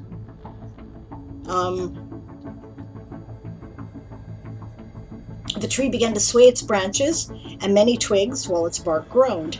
With great wonderment, Pezzi realized he was understanding words. At first, the tree shared his comforting joy at the sunlight breaking through the clouds. Too bewildered to do more, Pezzi simply nodded back to the tree for it to continue. Pezzi then was told a tale of how one night, beneath the shining stars, a lone wolf came by the tree and howled to the moon. It mourned the loss of its pack to fur hunters and swore its vengeance to the moon. Aww. Those are beautiful pictures. Pezzi, finding his voice, asked the tree how it managed to disappear. Disappear has one S. The tree told him it just could one day. The tree told him that it just could one day. The tree told him that one day it just could disappear. It just could, right? Because that's a little awkward, that sentence. It's not clear where you're going with it when you start it. So, all its life, it had grown in a forest with so many other trees. With many other trees. The so there implies that there will be a that. There were so many other trees that right? So just cross out so, right? There it enjoyed the flavor of the soil and happily grew to reach more and more sunlight. Then, on one fateful day in the time of morning frosts, the tree was busy getting ready for its winter nap by coloring its leaves so they could fall. The thuds of fellow trees falling before their time echoed to its roots. The terrible thuds neared until the clear ringing of metal to wood shivered its branches. Ooh. Realizing doom was about to fall upon it, the tree wished with all its heart wood to not fall. Suddenly there was an answer coming through its roots from another tree, telling it to feel this new dirt. The tree reached for this new dirt, and suddenly, I would say this other soil, perhaps, just to have a change of phrase there, and suddenly the forest was gone. It had moved away from the forest. It had moved. Okay, if the forest was gone, we've moved away from the forest, so we don't need to repeat that. It had moved to a strange, chilly tundra where it could take its winter nap far away from those who swung sharp metal. Pezzi cheered and smiled at the tree escaping the woodcutters. In his own thoughts, he felt terribly conflicted. Wood was very much needed, but the thought of killing such a spectacular tree to get it sickened him. Somehow sensing his feelings, the tree assured Pezzi that, like those that run about, some are meant to simply serve the seasons, while others are meant to contemplate beyond the seasons. With a final swaying and creak, the tree told Pezzi it was time to enjoy the soils of the sea, and vanished. As was the way of Ramblebarks, there was no hole or any sign that the tree had been there. Or so Pezzi thought, until he saw something tiny waving in the wind. Kneeling down, he saw the tiniest of saplings growing where a mighty tree had stood a moment ago. Filled with a sudden need to foster this child tree, Pezzi dug in his pack and took out his only jar. It had somehow broken during his wandering, but could still hold enough dirt to carry the sapling. With great care, he scooped up dirt and put the tiny sapling in it. Pezzi carried... we've got tiny sapling, how about just the sapling at this point? Pezzi carried the sapling deep into a forest to a place he felt was safe. As they traveled, he told it many tales, including his meeting with its parent tree. As he set it down to transplant it, the tiny sapling swayed goodbye and vanished, taking the broken jar with it. He never saw the sapling again. Aw, that's cute. What a neat tale. Things made from a bramblebark tree. Finding any bits of a ramblebark tree is almost, or I'd say any part. Finding any part of a ramblebark tree is almost as difficult as finding the tree itself. These are mostly shed branches with a whole dead tree found once in a few generations. Taking such parts can lead to deadly clashes with the Fae, who consider all parts of a ramblebark tree sacred. This makes ramblebark bits even more costly and rare. Powdered ramblebark bark. A pinch of it inhaled. I would perhaps saying inhaling a pinch of the bark grants a person the ability, or a pinch of the ground bark perhaps, grants a person the ability to vanish and reappear 5 feet away. Oh, so like Blink. This can be repeated several times for about a minute. In addition, this person can speak to and understand the languages of plants for an hour. Ramblebark wand. Crafted from branches or twigs from ramblebark trees. Need an S. The wielder can vanish and reappear somewhere else up to a mile away. This can be done up to 3 times before the wand weakens. So, limited teleport, okay? At every dawn, the wand recharges 1 use. Nice. Ramblebark sage. Made from a blend of ground ramblebark heartwood and sage, this incense is burned with wood bits from another type of tree. A person who meditates, I'd say wood chips, wood flakes perhaps. A person who meditates in the aromatic smoke for a quarter hour will find their mind flooded with a feeling for where every living tree of that kind is upon the world. Neat. Then until the next dawn, that person will be able to touch one of those trees and vanish themselves to another of those trees anywhere else in the world. Cool. I like the illustration of the baby tree in its sapling jar too. That's great. I like that, Daz. 5 feet. Yeah, pretty much. Yeah, the time had come to seek the sea. That's a good line, Oxtaze. I agree with that. Okay. Good night, Cayetan. Sleep well. I hope you feel better in the morning. Thank you for joining me today.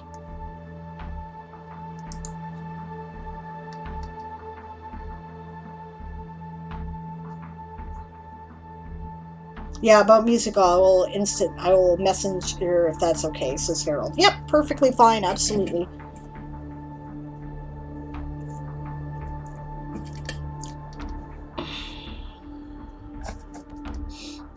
No, it's neat, I like it.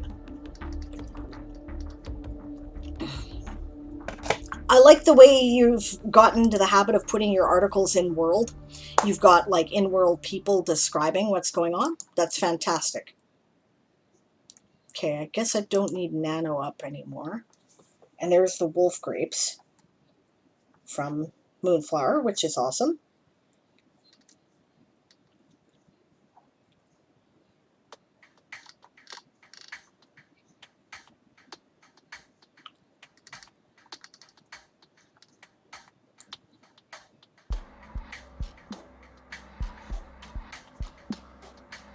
Okay.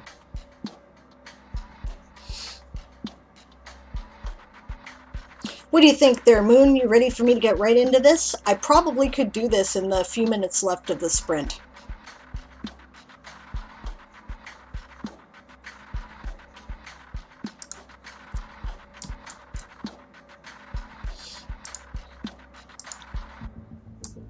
Here's the link for those who are following along. All right. Wolf grapes. Wolf grapes are a species of deciduous shrubs which bear purplish red, grape-sized berries at various points of the year. And I like your picture, by the way. I recognize that those are cherry tomatoes, but the particular filter that's been used on the picture implies a more purplish shade. That's cool. The berries are edible and have a tart and slightly sweet flavor, reminiscent of goji berries mixed with elderberries, which I would never get enough of. I would eat the shit out of these. Okay, there are two main varieties of wolf grape, the bunch-bearing wolf grape and the vine-bearing wolf grape. The difference in these two varieties is, you don't need two varieties because you already said there were two varieties. So I would say the difference is largely in the number and size of berries produced. There is not a noticeable difference in flavor. Scientific name, Lycium vitis. Geographic distribution, Pardisia. Okay. Fertile soil and some seeds. Oh, bunch-bearing wolf grapes. Nice, and the difference between the two. That's cool. Yeah, fertile soil and some seeds. Wolf grapes grow best in soil with moderate amounts of clay. I never thought about putting this in terms of, the climate that they prefer. I should add that because it's a very important part of plants information. They prefer a slightly acidic soil with a pH level of roughly 6.2. Wolf grapes thrive in environments that provide at least a solid 6 hours of ultraviolet and visible light for every 24 hours, although they can tolerate several days with no light at all. Ultraviolet light is essential for the ripening of the berries, and the berries will rot without ever ripening if no ultraviolet light is provided. So you basically have to put them under a UV lamp if you're going to cultivate them indoors. Got it. Yum. I like that. Yum. That's a good header. That's great. Wolf grapes are often consumed as a dried fruit snack in Eden 3 and Paradisum, but the trend has not taken off in the smaller cities. And again, this is redundant. You don't need it because you said the trend has not taken off in the small cities, and then you say in the smaller cities, and then you say again, the trend has not taken off in smaller cities. I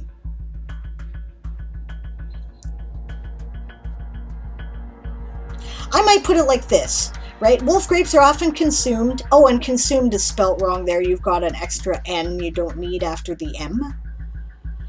Wolf grapes are often consumed as a dried fruit snack in Eden 3 and Paradisum, period. However, the trend has not taken off in the smaller cities, mostly due to their tartness, which is considered unfavorable. That's how, if you want to keep the sentences relatively small but not be repeating yourself. These berries are considered extremely healthy due to their high amounts of several nutrients which are essential to human life. And this is why goji berries were thought to be a big superfood, right? Bunch-bearing wolf grapes have proven to be more popular for cooking, but the vine-bearing variety is more popular for use as a dried or fresh snack. And that's the sprint, for those of you sprinting. A legend of the pack. Even though wolves are no longer present in active memory, wolf grapes carry the tale of the fearsome predators who hunt in packs. Legend tells that these creatures, known as wolves, but we assume we're talking about wolves because you already said wolves are not present in active memory, and we started talking about them at the beginning of the paragraph. I would just say legend tells that these creatures gave rise to the wolf grape long ago by crossbreeding two types of berries. You're missing a period there, which I think you intended. The wolves are said to have some level of sapience in these stories. A common antagonist,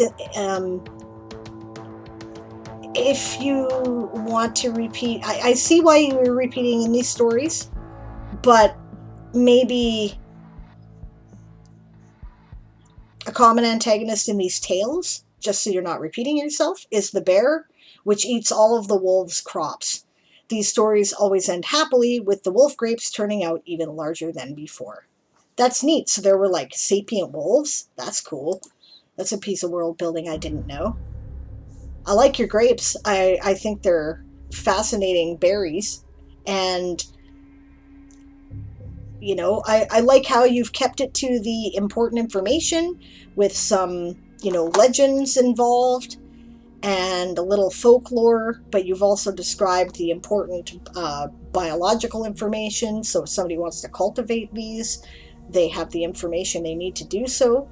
I like I like all the senses you've brought to bear here, Moon. Right?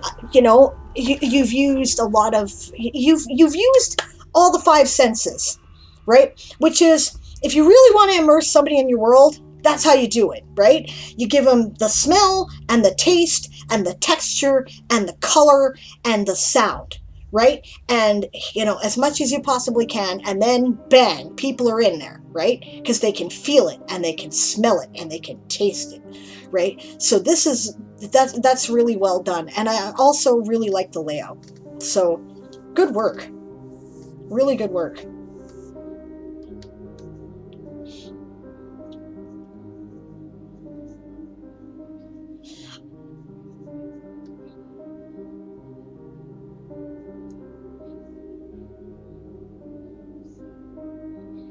Cool. Okay. Just reading the comments there. That's neat. That's great. I like that. It was hard to get that shade in the photo editor. I believe it. I went really in depth with my plant research, so I see. Eli says, I need to do some research into hallucinogenic mushrooms. That'd be a rabbit hole. Not as bad as you might think. You want a starting point? Come talk to me. I did some research into hallucinogenic mushrooms. Basically, okay, there's lots of hallucinogenic mushrooms, but there's two that we can actually use, more or less. The psilocybin mushrooms, which grow everywhere, all over the world, in different varieties, right? And the, what is it, amitas? Let's see, just a sec. Mushroom genus list. Right? Because they'll show me this. I saw it.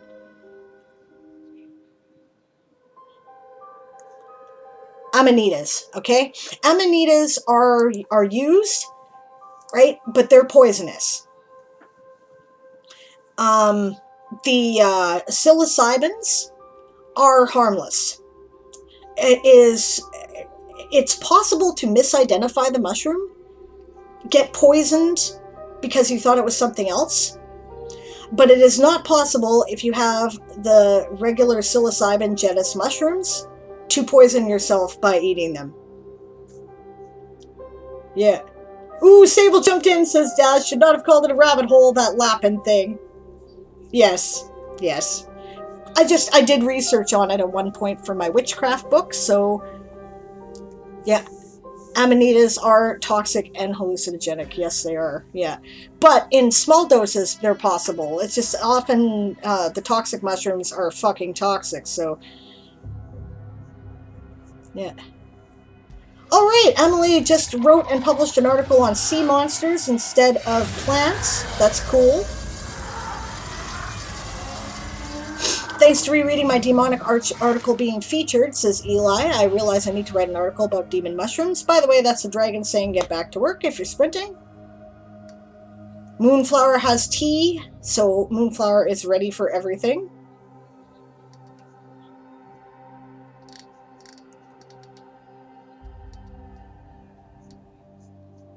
All right. Yeah, I did a lot of last minute edits, says Moonflower, so redundancy is to be expected. Yep. Daz says, Eli, bring a rope if you go there, just in case. Moonflower says this is in a new sci-fi world, and wolves were not sapient, but they were thought to be several hundred years after they went extinct. That's cool. I like that. That's really neat in terms of, like, you know, the world building itself. Any chance we have time? Maybe. Yeah, the demonic article says these mushrooms make you have hallucinations, but might kill you, so Amanita. Yep. Alright. Can you repost the link in the chat, please, for me there, Claire? And I will have a look and see if I think there is time. There's half an hour. Brilliant. Okay. Thank you. Let's check it out.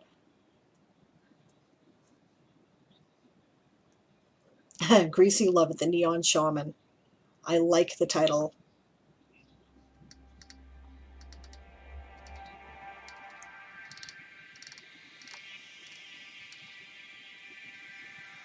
Yeah, there's time for this. That's the end of it there? That's short. Although, I have to say, what are you doing? Why is this all in one big line of text? Ah! Makes it difficult for people to read. My first recommendation from a gentle critique is break up the paragraphs. Okay. Greasy Love at the Neon Shaman. I can't wait. All right. Greetings. I am bartender Unit 4 of the third release limited run from Yutani, but you can call me Barley. Welcome to the Neon Shaman. What can I do for you? Was that an intentional by the way? Is it intended to imply an accent, or was that a typo? If it's intended to imply an accent, great. I'm all for that in dialogue. I don't think you should never make the accent so people can't understand it by reading it, but I think it's really kind of fun to imply it. The android gave his standard greeting as a new customer walked in, decked out in blood-soaked paramedic scrubs, slumping into a bar stool like she wanted to die from the impact. Minor typo, you have a capital I and in, but, you know, it's just typos. Everybody makes typos, right? Lighting a cigarette, the young lady gave her order as, I don't fucking care, just get me drunk. And for a moment it looked like the experimental model was about to register a threat. Oh, it is an accent, I can tell now. Calm ya sprockets, just don't mind what you give me. I'm not in the mood to be choosy. Barley took a moment to process, and his single cyclopean eye turned from yellow to green, apparently denoting excitement. You need a capital O at the beginning of that dialogue bit here. Oh, you would like me to choose? Well, I'll let you know that my experimental run of robotic bartenders specializes in emotional and temperamental assessment, allowing us to take one look at you and know exactly what you want. You also need a capital here at his cylindrical head cocked to the side, and his eye turned from green to blue, apparently an attempt at sympathy. I like this, with the color coding and the robot. And also your choice of colors are excellent because they do have that kind of vague association. You must have done some research. Cool, right? You look sad, like you've had all the life drained out of you. He began to mix a drink as he gave his speech.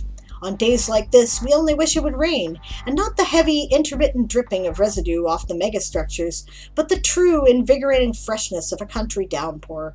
Science has long had a word for the smell of rain, and yet even today it takes an artist to ponder why that smell makes us feel the way it does. I find it very interesting that this is a robot telling her this. Does the robot smell? That has implications. It's interesting. The bartender placed a glass of clear iced liquid on the counter. Petrichor Dreams, ignoring the sleepy name, will give you energy despite the shockingly high alcohol content, and best of all, it smells like that rain I imagine you so wish for. The young lady sniffed at the drink, and sure enough, the smell was subtle and yet familiar. She had never actually been outside the city or smelled the country rain, but whatever this was, it reminded her of memories she'd never experienced. It's a good line. I like that.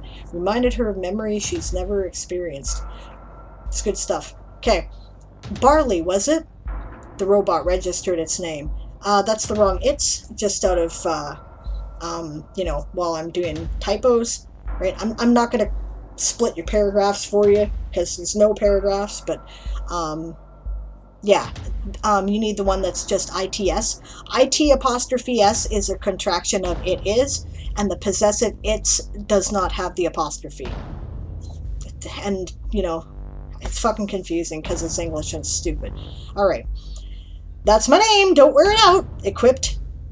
And I don't believe I caught your name, Miss Vixen, she responded, much calmer, without even taking her first sip.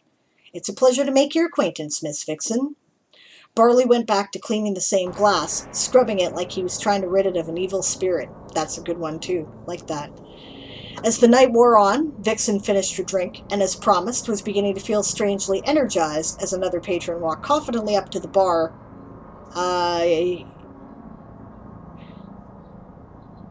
Okay, that's a very long sentence. You should split that up. As the night wore on, Vixen finished her drink, and as promised, was beginning to feel strangely energized when another patron walked confidently up to the bar. He stood next to her, not seeming to pay much attention. He stood right next to Vixen, not seeming to pay much attention to her, but instead knowing exactly what he wanted. He stood right next to Vixen, not seeming to pay much attention to her. He knew exactly what he wanted. Because that's not an either-or there, right? Using the word instead is kind of a misnomer there, because it's not mutually exclusive for him to not pay attention to Vixen and know what he wants, right? So I would make them separate sentences. Barley, my usual, charged to my tab. Right away, Master Cameron, the android responded, and began mixing a complex drink in an oversized shaker.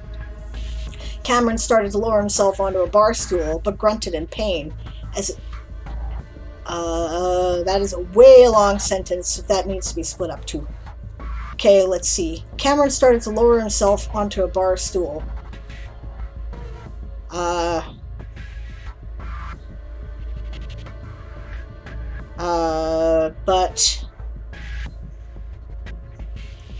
But his legs buckled.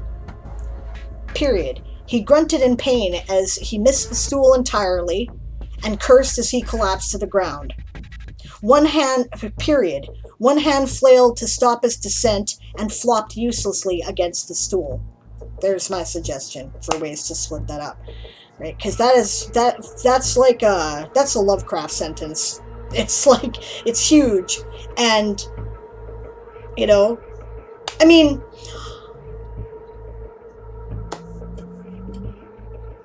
yeah, right. I would split it up a bit so that people can. Do you have ADD? Because I do, and I write sentences like this, and then I go back over them in my edits and split them up. Because most people don't think of things as all happening at once like that. That's totally an ADD thing, or maybe an autistic thing. But neurotypicals don't think of things like that, and it confuses them, and that's why you have to break up the sentence. Okay. Or so I have learned. Without thinking, Vixen was by his side, and before he could protest, she had opened his jacket and torn away his shirt to reveal, oh, yuck, a nasty stab wound that appeared to have just missed anything vital. Huh, wow, okay. Talk about a bit of a turn here. If you wanted to see me shirtless, you just had to ask, sweet cheeks, he quipped as she examined the wound. Besides, don't you corp meds have to check for insurance before you treated the wounded? Vixen rolled her eyes. Would you like me to treat you or not? You thugs don't tend to have your details in corp databases. Look, as long as I don't use anything in my corp issue med kit, I don't have to file an incident unless I'm on the clock. With that, typo there, she is small case, right? She took a relatively clean scrap of shirt and poured some of Cameron's drink onto it. The young man's eyes widened in realization. Ah, shit, no med kit means no anesthetic. You've got not. I'm sure you meant no. No anesthetic. No anesthetic means arg, fuck, you just go for it, don't you? He screamed as she calmly cleaned his wound. Okay, that's I like that. That's humor in a dark situation. That's great. Okay. As he got used to the sting, Cameron took a moment to take in more than his rescuer's tits. Yeah.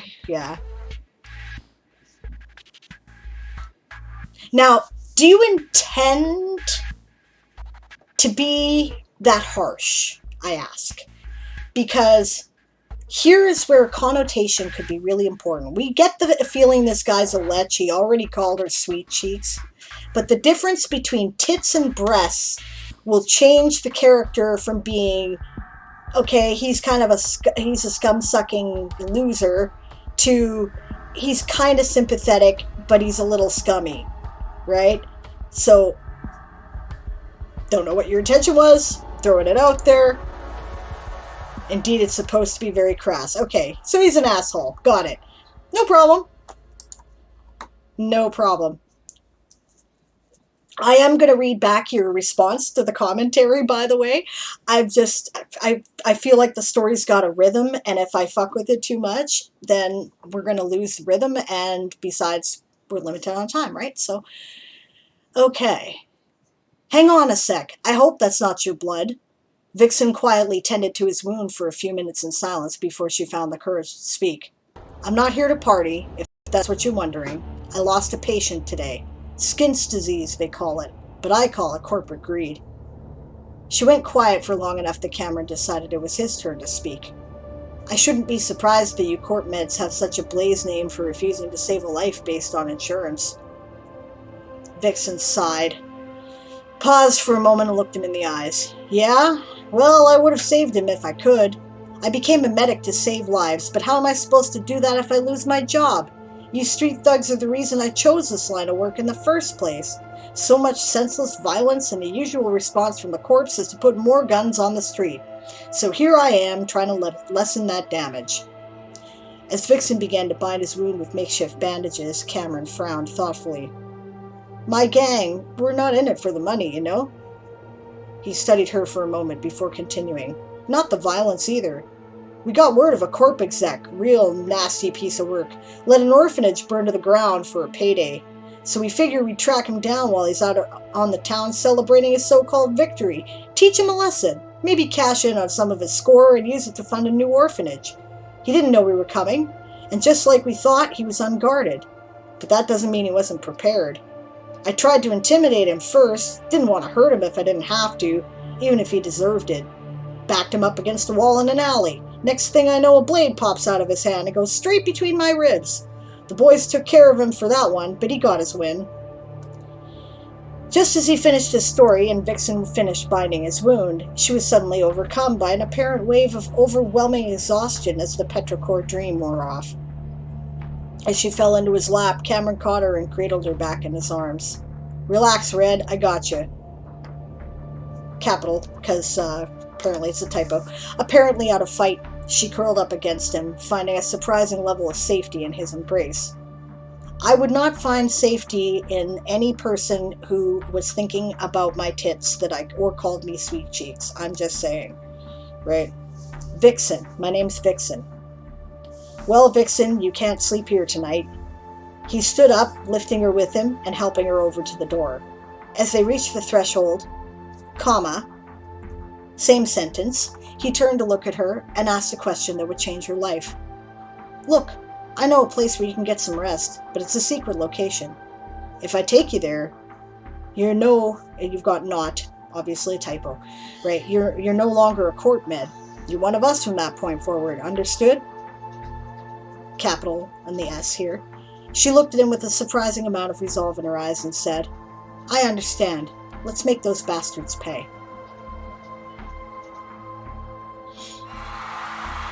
And that's the sprint. Talk about perfect timing. This is a great hard-boiled cyberpunk kind of story. How many words is it? It feels like flash fiction, is it? Because you might be able to sell it in a couple of markets I know, if it is. 1,200 words, went 55 words over trying to pace it. I hear ya. Okay.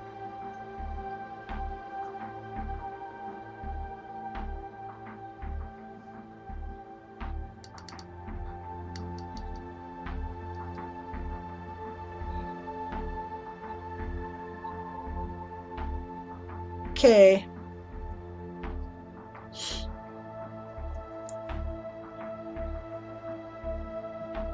Dad says Eli's wicked shrooms, perfect for demon shenanigans.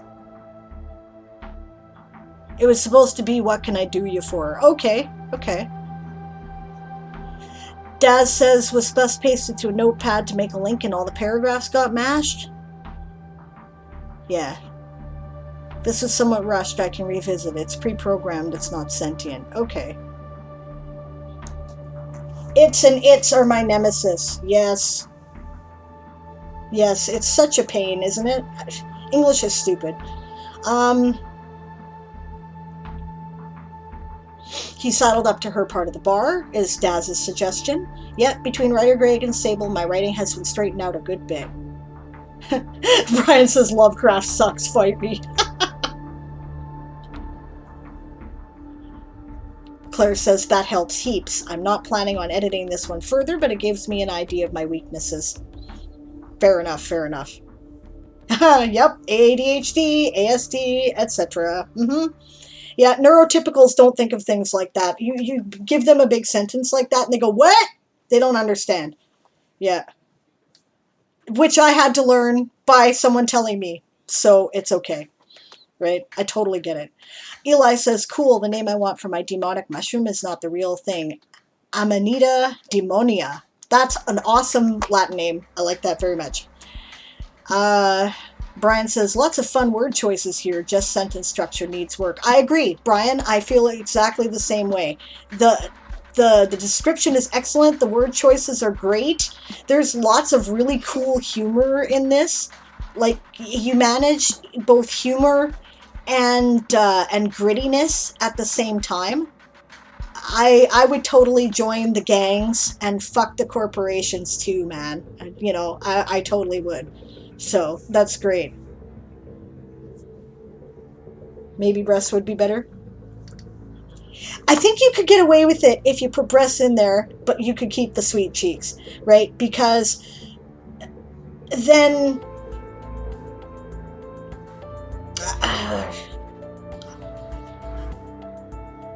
yeah, it's about context, right? I think that you could definitely, like, of course they're crass, right? Of course they are, because they're gang, you know, and they don't have a lot of education, obviously, you know, and their culture is probably a lot of machismo, and I get it, right? But if he's thinking breasts instead of tits, then he's not a bad guy, you know, I think. And if anybody else who was, you know, assigned female at birth or, you know, has been presenting as female for a while, right, feels any differently, tell me, right? But Claire says define flash fiction. Flash fiction is 1,000 words or less. right? So it's pretty close to flash fiction, right? And if it's flash fiction, there are all kinds of markets that are specifically about science fiction and flash fiction. A flash fiction piece is much easier to sell than longer short stories. Trust me, I know, right? Because if you give me a word count limit, I'll push it, right? Whatever it is. I literally submitted a story that was 4,995 words to a 5,000 word count limit that was published fairly recently. So, yeah. Brian says, I want to see that as conversation. You can inject straps, or just a second. Yes. There we go. Okay. Yeah. Sorry. Just a second here. I lost where it was. Yeah. Can this be a conversation instead of a monologue? Yeah, I need to break this into paragraphs. Yeah, I want to see that as conversation. You can interject steps of binding the wound as they talk to give yourself time for the reader to take a breath and show a physical character response to what the person is saying. Yeah, but I get why Claire did this, right? Because there's a limited number of words and you got to get the whole story in. And the story is kind of told in, what's that word? Epistolary? It's sort of an epistolary story. The story isn't what's happening now. The story's in what they're reporting, right? So I think it could be done, but it would be a lot longer.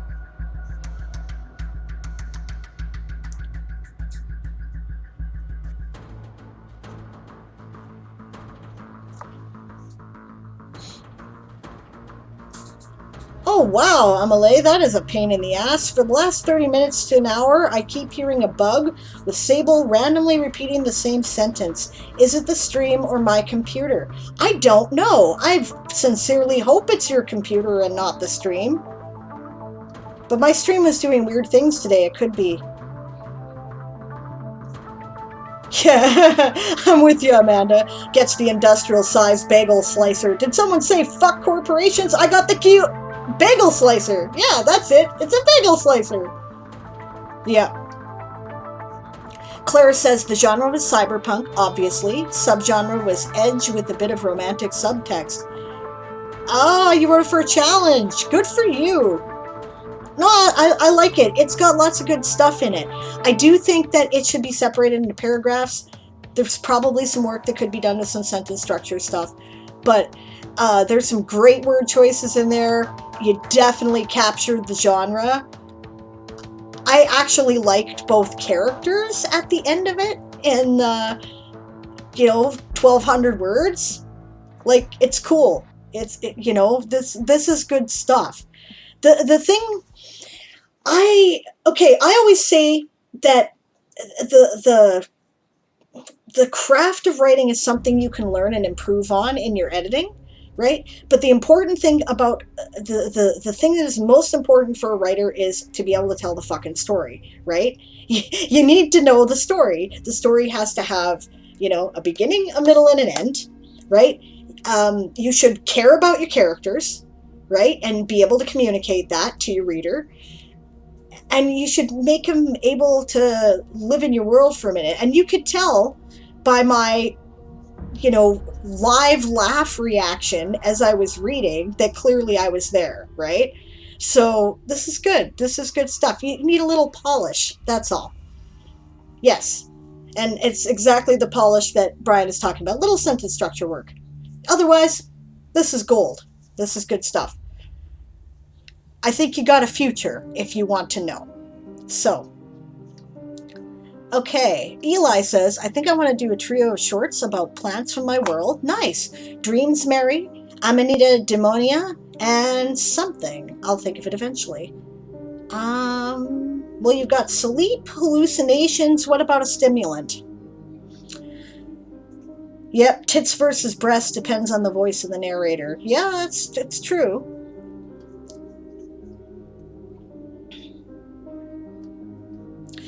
Brian's got valid points about that. I was just thinking from sympathetic character point of view, right? Brian says, if it's some scummy dude speaking to us, the audience, Use the more derogatory if it matches the character. If the narrator is on the receiving end, maybe breasts. It depends on the word choice of what the narrating character would use. Yeah, and then it happened to me once, Emily.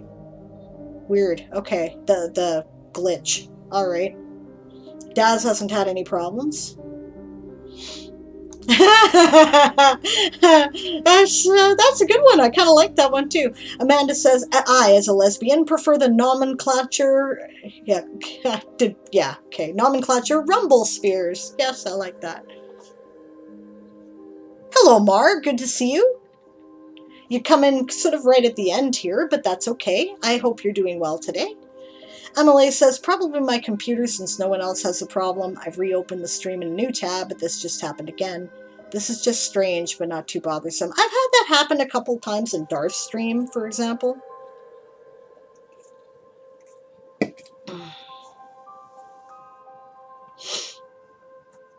Yeah, I don't know. I probably should have closed more stuff. What are we doing on Wattpad? Just read a showcase. We were reading Claire's story. Oh, I see that the mod is not liking stuff. Polished just like my bagel slicer. Okay.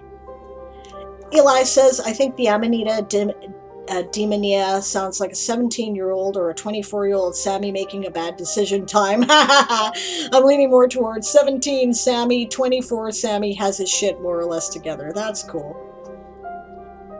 Claire says, that was the idea. You sympathize with Vixen early on, and by the time that asshole enters the scene, despite him being an asshole, he makes you question her. By the end of it, you understand them both better. You succeeded at that. That you absolutely, that process that you were trying to create, you did it. Because that was my experience. So, good job. It's a good story. Eli says, a stimulant is an idea. I technically have one of Dream's Merry Roots. Those are a stimulant, but maybe I want to think of something else. Okay. Yeah, I didn't realize that Dreams Merry was a stimulant. I thought that being dreams, it was probably a relaxant, something like lavender, you know. See, I just act on instinct. There's a lot less thought that goes into it than it seems. You want to know what my experience is, Claire, with what makes a good writer? They read. Often stuff that is considered to be good. Okay. All right. So a little bit of a soliloquy here. All right. I knew I wanted to be a writer from the time I was 10. Right. And there wasn't a lot of good stuff to study when I was a kid. Right. So I had a bad experience with a writing class in high school and determined that I did not want to study writing. So I was going to just try to do it. Eventually, when I started submitting to magazines, I figured out that I needed to improve the professional quality of my writing in order for things to get sold, right? So I started working on that stuff, and I started watching, various writing courses, videos on YouTube, stuff about that, and I found that aside from the stuff that I tend to focus on in these edits where I'm talking about, okay, there's a lot of adverbs here, this is a big sentence, stuff like that, right? I tend to instinctively do a lot of it.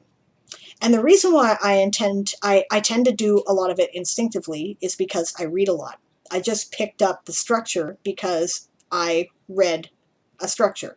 Right? So, yeah, I used to read a lot. I have trouble focusing on a book now. You know what? Audiobooks are reading. They count. Okay? They count.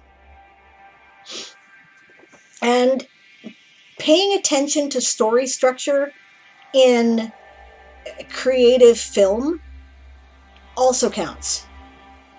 Because it teaches you the same abilities. Although I often find, I get that reading is really hard for a lot of people, but it's easier for you to read a paper book, actually. And I used to read a lot, too. Well, if you used to read a lot, you taught yourself how to do it, right? You already picked up the information, especially if you read a lot as a kid, right?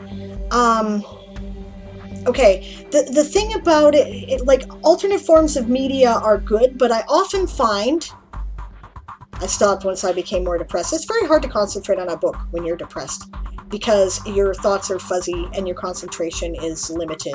It's also very hard to concentrate on a book when you're suffering from anxiety. Trust me, I know all about it.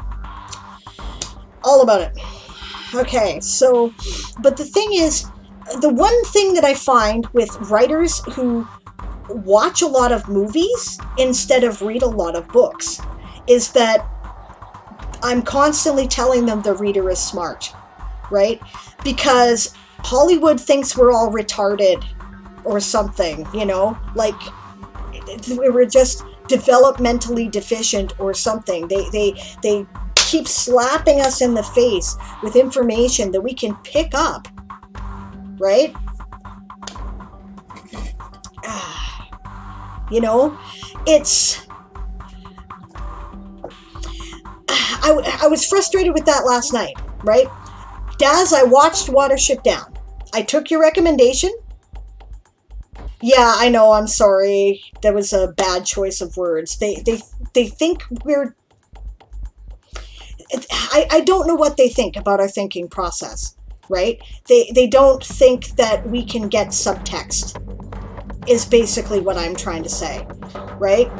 That we don't, but of course we do, right? We do get subtext. But Hollywood treats us like we don't. Not exactly stupid, right? That's why I was having trouble with the proper word to use, because it's not really that, it's that they think we don't get subtle, right?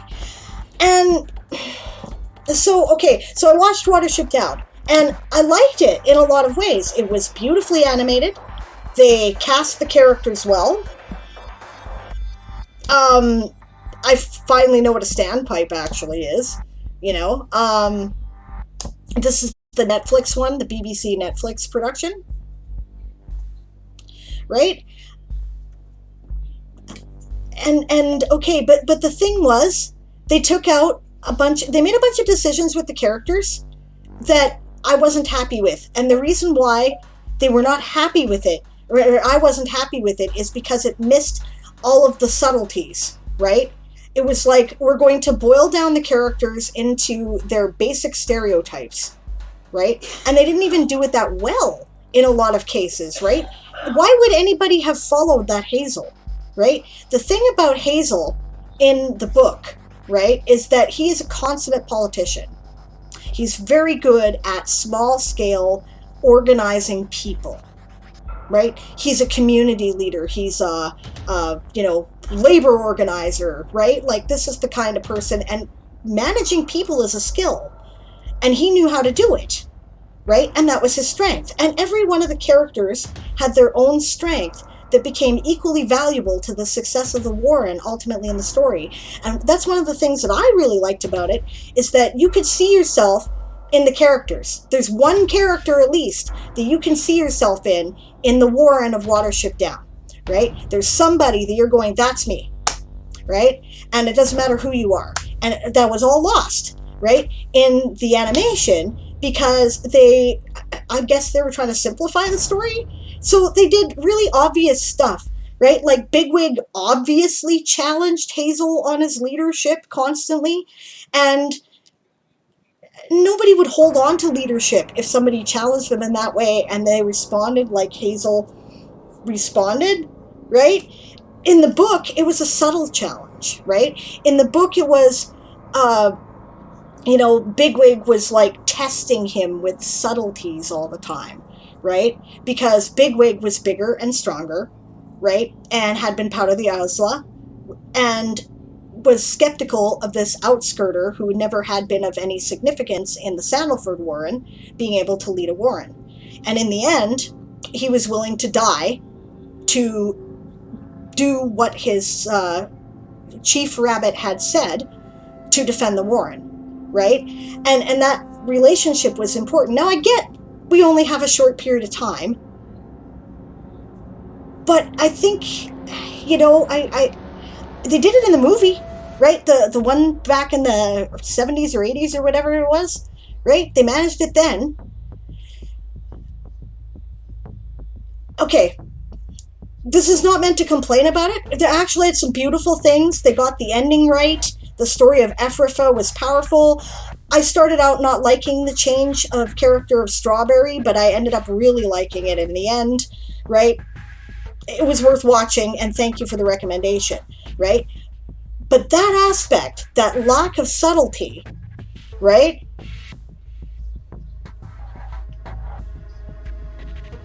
That's what's often missing in writers who learned how to write by watching movies, right? They don't realize that the reader is smart because Hollywood doesn't know.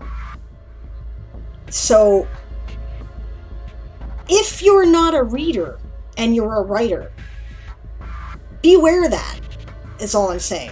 I'm not saying it's a bad thing, right? Like, it's a one thing.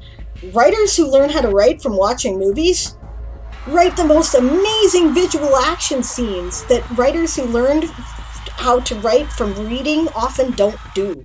It's fantastic, right? And that's a strength. There's, it's just strengths and weaknesses depending on your approach, right? So that's my thought about it. So if you're not a reader but you're a writer, be aware of this as a potential weakness. And if you're a writer who is a reader, go read some of the stuff by people who write action sequences, because damn, learn something, right? It's great. So, okay. So, anyway, that was my soliloquy.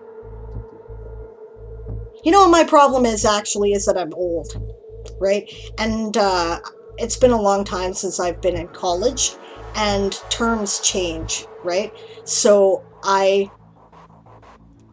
when I'm struggling for a word, fall back to things that, I didn't get the memo or inappropriate, or just recently got the memo that it was inappropriate. So I apologize for that, and I'm working on it. Okay. Yeah. I wanted to be a writer since I was 12, says Eli, so you know all about it. Eli says, I read a bajillion fanfic one-shots as a teen young adult, and that's where I picked up writing shorts from. Fair enough. They might have the same problem, though, right? So, consider that, right? The reader is smart. Delian says, and hello, Delian, good to see you. I read it through Return of the King in 4 days recently. Normally, it takes me months to get through a book. That's excellent. Good for you. That's great. Claire says, yeah, I'm only 20, so used to means in my late teens. Daz says, I was 20 in the last century. Yeah. And I already responded to Mars saying, they just think we're stupid, I guess. Not really. They just think that we don't get subtle. Eli's like, 21 years ago I was 11. So I was deciding I wanted to be an author someday. Yeah, I know. I'm 46, gang. Right? So, I'm the old lady here, I guess. Weird says, remember, if a reader-viewer is average intelligence, half the world is less. That's true. But they don't read. They watch movies. They watch YouTube. Bless you, dear. But they don't read. A lot. So, the reader... People who like to read for recreation are probably pretty smart. If you like to read for recreation, you're probably pretty smart. So,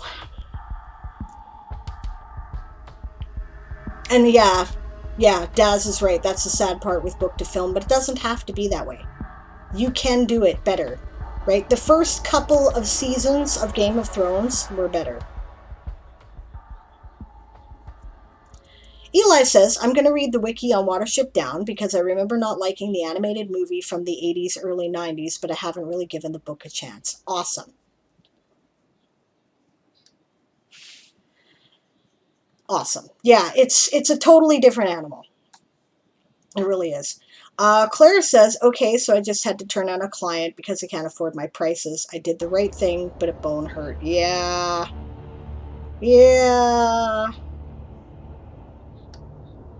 I agree with you too, Weird. Right? Weirdwin says, I agree with Sable wholly on this, but I'll also mention that a lot can be learned from screenwriting. Yes, it can. Yes, it can. Right? And if stuck on a scene or plot, switching to a screenplay can help. That is a wonderful technique to use if you're stuck on something, and it can often be really helpful for blocking out action scenes. Definitely do it.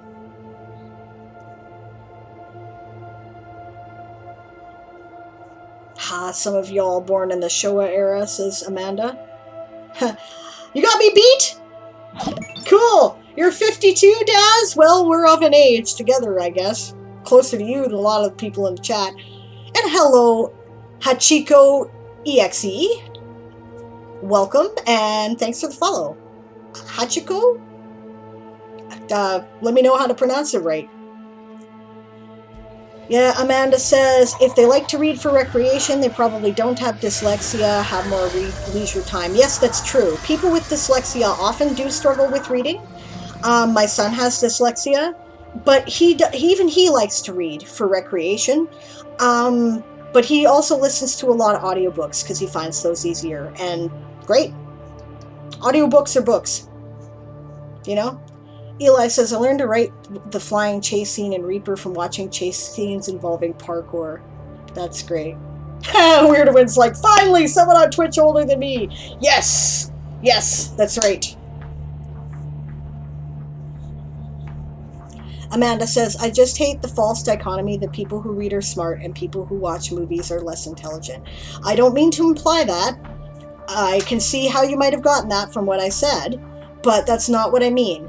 I mean that people who read will probably catch the subtle. That's what I'm saying. Right? I watch a lot of movies too, you know? I think of myself as pretty smart. You know? I'm dumb with social things sometimes, though. Right? That's part of my neuroatypical, yeah. So, yeah. Eli says, I'm dyslexic and loved reading. I skipped a lot of lines, but that got me rereading books, which got me analyzing books and learning to write from reading. Yeah. I mean, it depends, right? Some people just can't, either they didn't get the support they needed to overcome it, or they, it's just affected them in such a way that they find it difficult. Having a learning disability does not make you stupid. I have dyscalculia, and I am not an idiot. I love math. I thought it was great, and I didn't actually suffer from it until, other than being late for everything my whole life and, getting lost. But aside from that, I didn't have any problems with it until they started doing things that required a calculator, and I mixed up the order in which the calculator, in which I put things in the calculator. So I knew how to do it. I just wasn't getting the right solution, and that's for things like logarithms and trigonometry, right? Until then, I was doing fine, right? I like math. I'm pretty smart. I have a learning disability. It's okay. Yep. See, I can't sit down and watch a whole movie anymore either. I have to be able to interact. Fair enough, Claire. Yeah, film can be, but it's becoming more and more lost in the search for the next blockbuster. Truth. Eli says, reading was also a hyperfixation right up until I needed reading glasses. Then for some reason it was physically painful. Couldn't tell you why. Yeah, Hubs has dyslexia, says Author Goddess. And hello. I'm actually 15 minutes over. Yeah, he's now reading 250k word books. Aaron has dyslexia. My son Daniel has dyslexia. He, like I said, also reads for recreation. Right? Yeah. The main problem is actually dopamine tolerance. Fair enough. Well, then, you gotta do what you can do, right? So you can do things in pieces. That's okay. I do things in pieces. I usually have a book going in the bathroom. It might take me 6 months to read. It's okay. It's all right. Anyway, guys, thanks for joining me today. Yes, there are certain writing styles that help with dyslexic readers. Yes, that's true. One of the things that helps is short sentences.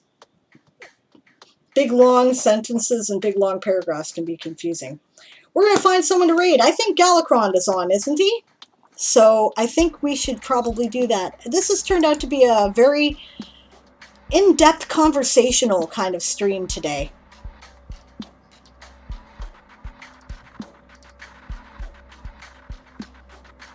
Yep, Gala's on, so we're going to raid him. Nods, nods, says Author Goddess, exactly.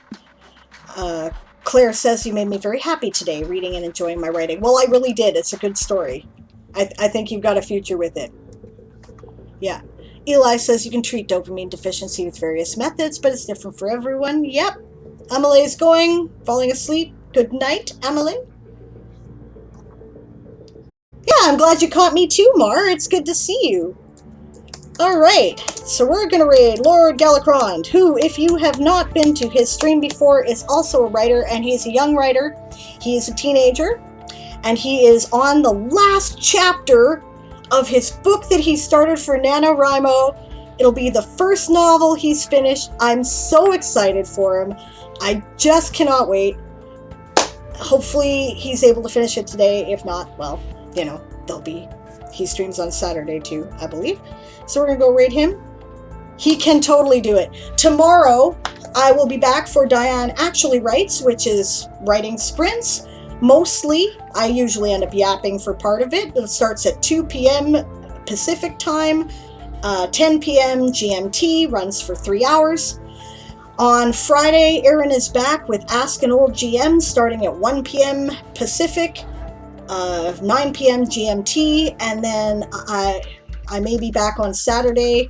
It's Right with Erin and sometimes Diane. Starts at 2 p.m. Pacific, 10 p.m. GMT, runs for 2.5 hours. Sunday, I'm back for Sable's World Forge, 1 p.m. Pacific, 9 p.m. GMT, runs for 3. Alright, don't forget that the raid shout is prepare to be boarded because we are the Sable's privateers. This has been a lot of fun, everyone. Thank you so much, and I will hopefully see you tomorrow. Bye!